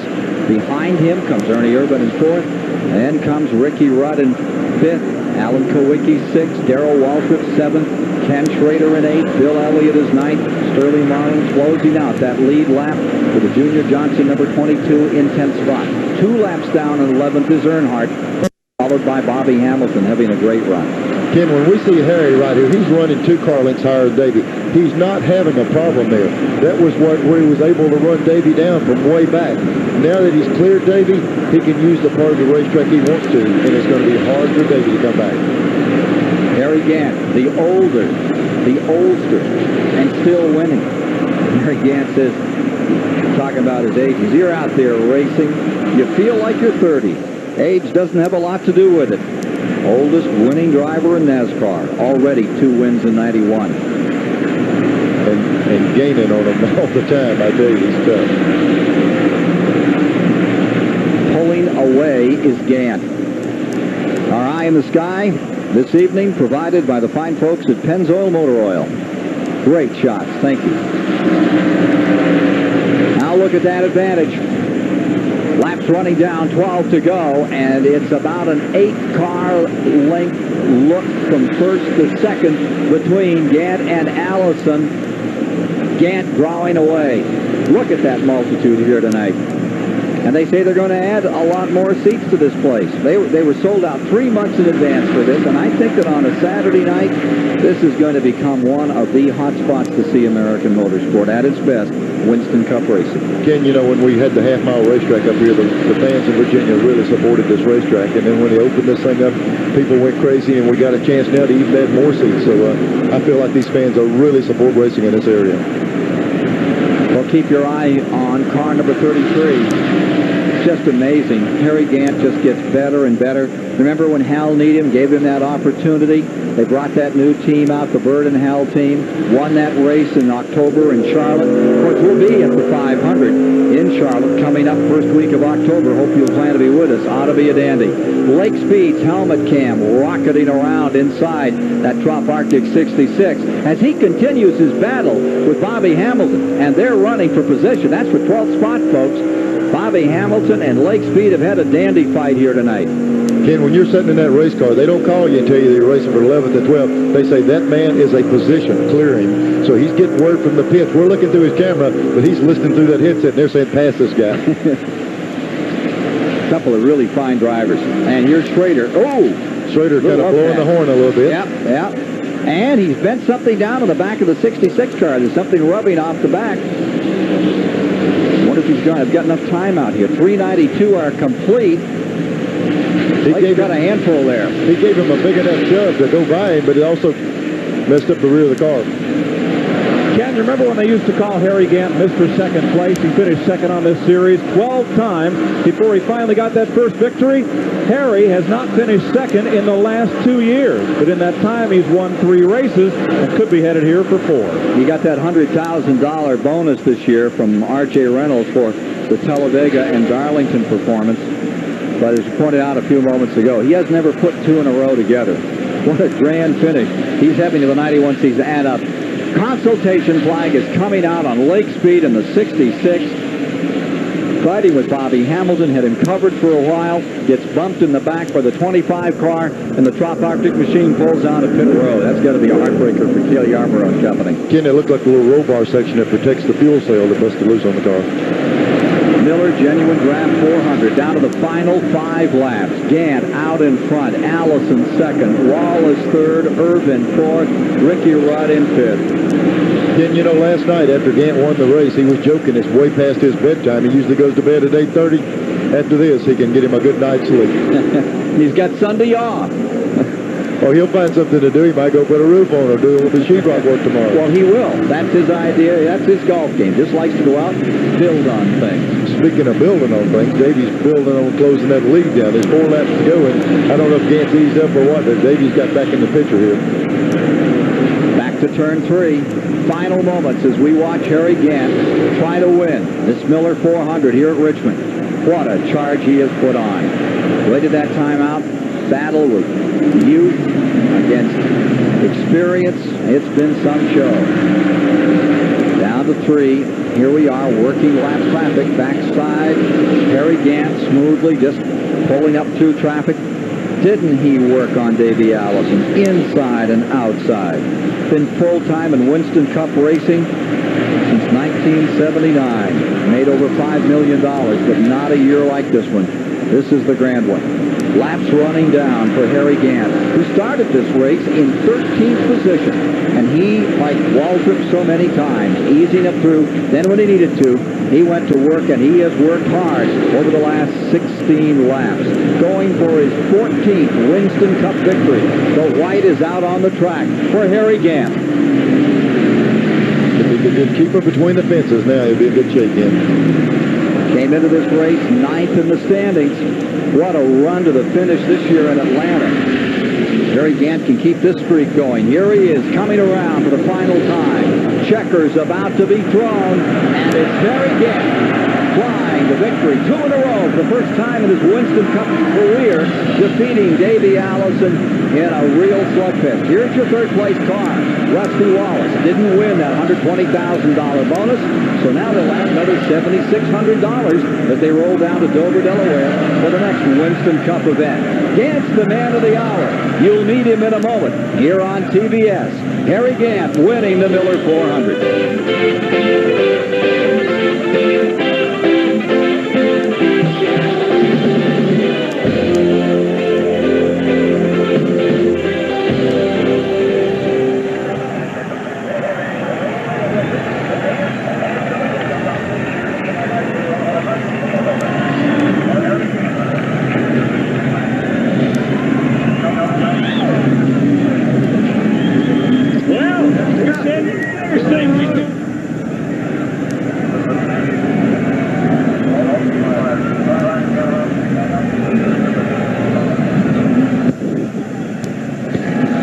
6 cars out of the race. Ian. Oh, great. That's terrific.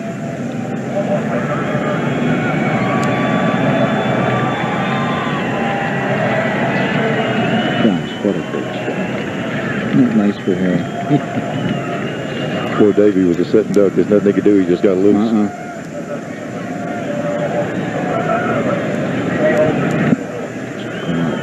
There's no interpretation of it.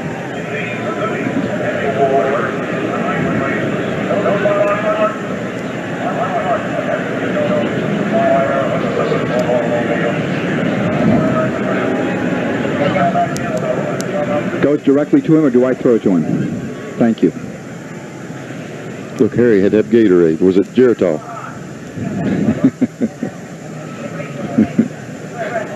Nice.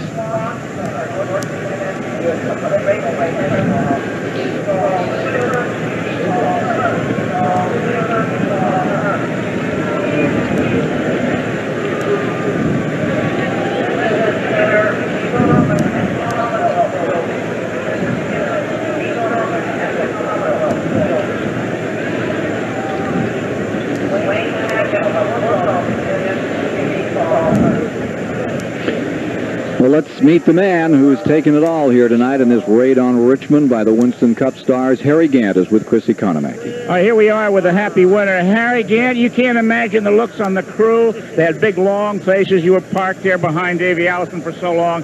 What was the secret in getting by? Well, he was just going, so fast there, and I was running all I had. I had a little more at places, but if I tried to pass him, I couldn't get by, and I was just going to wear my tires out, and it looked better like for me and him to follow each other, was getting a lot of distance on everybody else. And when I looked about the scoreboard, we had 20 laps. I said, well, I'm going to try one more time if I can get by him going, So I got by him, and, it's all I could do to stay in front of. I thought he was going to catch me back. You're a patient man, Harry. What about that spin? What did you think of when the car went the other way?